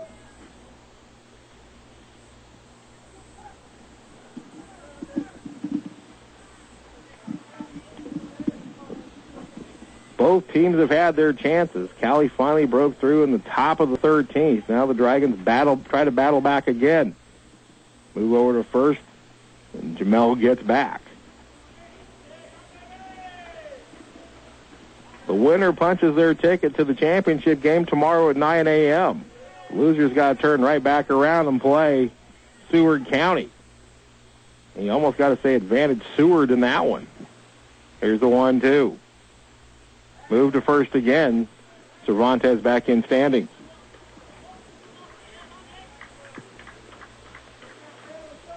This Dragon team will not go quietly.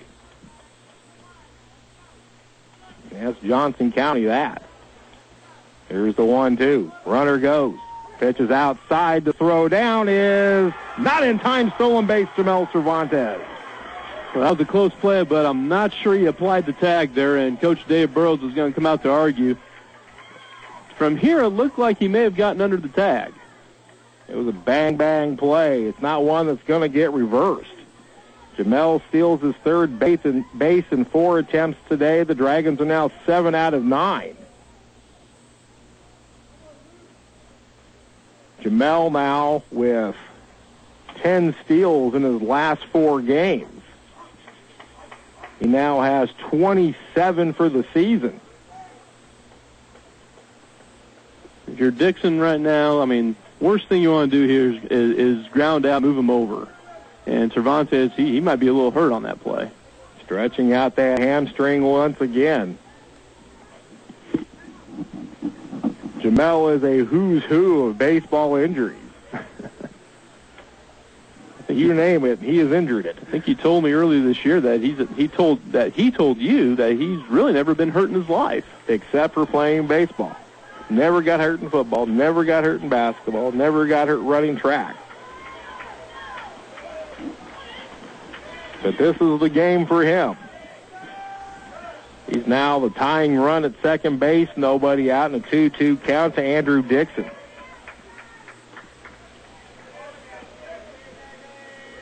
We're in the bottom of the 13th, 4-3 Cowley. Here's the 2-2. Fouled off to the left again.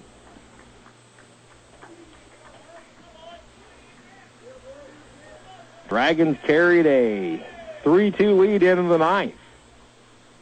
An unearned run allowed the tying run to score.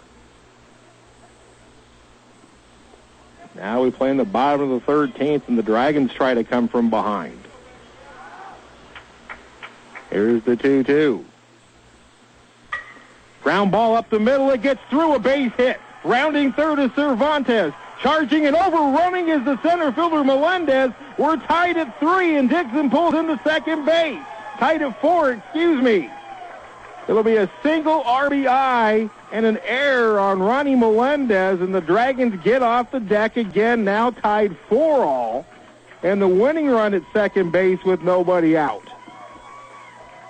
What an at-bat for Andrew Dixon, who kept fouling off pitches, and finally grounded one up the middle on this carpet and through. That scored Cervantes, and then Ronnie Melendez overran the ball and took his sweet time getting back there to go get it. It's the 5th Cowley error of the game. And now here's Mayfield. 4-4 the score. The Dragons tie it up. Here's the pitch. They went around back to the screen, moving up to third is Dixon. He's going to try to score. Here's the throw. He hits safe, and the Dragons win it. A 2-base wild pitch allows Andrew Dixon to score from second, and the Dragons are going to the championship game. Holy cow! Steve, I got chills right now. Holy cow! You know what the funny thing about that play? Dixon actually kind of slowed up when he rounded third. Crooks never stopped waving his arms. Now, I didn't get a clear look at what I think Mace Kroll got hurt on the celebration. He just lost his shoe. Nothing's going to hurt Mace there, but the Dragons win it. Now, I didn't get a clear look at the catcher. Did he just kind of lollygag after the ball, or did he just get so far away from him there? I'm not sure. It may have gotten pinned in the corners here at LD. Back by the dugouts, it can get pinned in back there, and that's what may have happened. Andrew Dixon moved up to third, slowed up, and then took off and beat the tag of the pitcher Chase Webb, and the Dragons win it 5-4 and move on to the championship game of the Region 6 tournament. You're listening to really exciting Blue Dragon baseball on Oldies 95.9. High school students, you can step ahead with Hutchinson Community College. Go to hutchcc.edu to find how you can earn college credit while still in high school. Hutchinson wins it 5-4. Holy cow, what can you say? Let's go through that inning. Only 2 batters reached, or 3 batters batted, but what an inning it was. Jamel Cervantes eventually was down in the count 1-2 in the bottom of the 13th. Threw the walk off of Chase Webb. Stole second. And then scored on a single up the middle by Andrew Dixon. Now as Cervantes is coming around third to score, center fielder Ronnie Melendez overruns the ball. And that allows Dixon to go to second. And then on the first pitch to Ryan Mayfield, Mayfield squares to bunt. The pitch is in the dirt. Scoots back to the screen. And Andrew Dixon goes from second to home to score the winning run and the Blue Dragons miraculously win it 5-4 in 13 hard-fought innings. Brad, your thoughts after this one?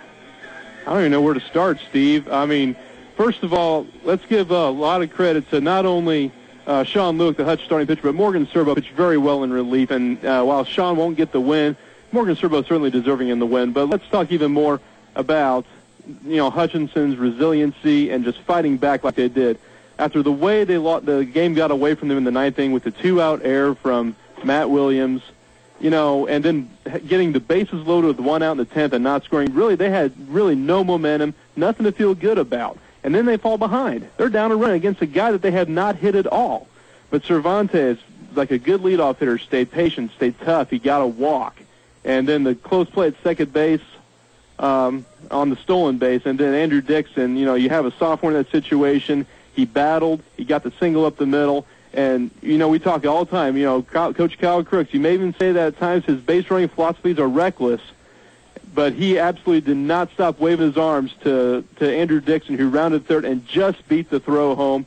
Dramatic slide, dramatic celebration, and now Hutch is in position to win their second Region 6 championship in the Cowley Crooks era. Your totals. In 13 innings, Hutchinson 5 runs, 8 hits, 4 errors. The Blue Dragons stranded 6 on base. The winning pitcher, Morgan Serbo, now 2-2. He goes the final 3 2/3 innings. He gives up 1 run, but the Blue Dragons get off the deck and get the victory for Cowley. 4 runs, 9 hits, 5 errors. The Tigers stranded 10. The losing pitcher, Chase Webb, he falls to 2-2. Time of ball game, 3 hours and 29 minutes. The Dragons with 2 runs in the third, 1 in the fifth on Matt Williams' 4th postseason home run of the year. And then that wild 13th inning. Hutchinson wins at 5-4. So the Blue Dragons move into the finals of the Region 6 championship and now victory away from their second trip ever to the JUCO World Series in Grand Junction, Colorado. That's going to do it. My thanks to Brad Howyer. My thanks to AJ back on the board. Great job as always. Well appreciated. And we'll do it all again tomorrow morning. Steve Carpenter from Lawrence-Dumont Stadium reminding you the final score in 13 innings. Hutchinson 5, Cowley 4. The Blue Dragons are into the Region 6 championship game tomorrow morning at 9 a.m. We'll talk to you again at 8:45. From Lawrence-Dumont in Wichita, Steve Carpenter. So long, everybody.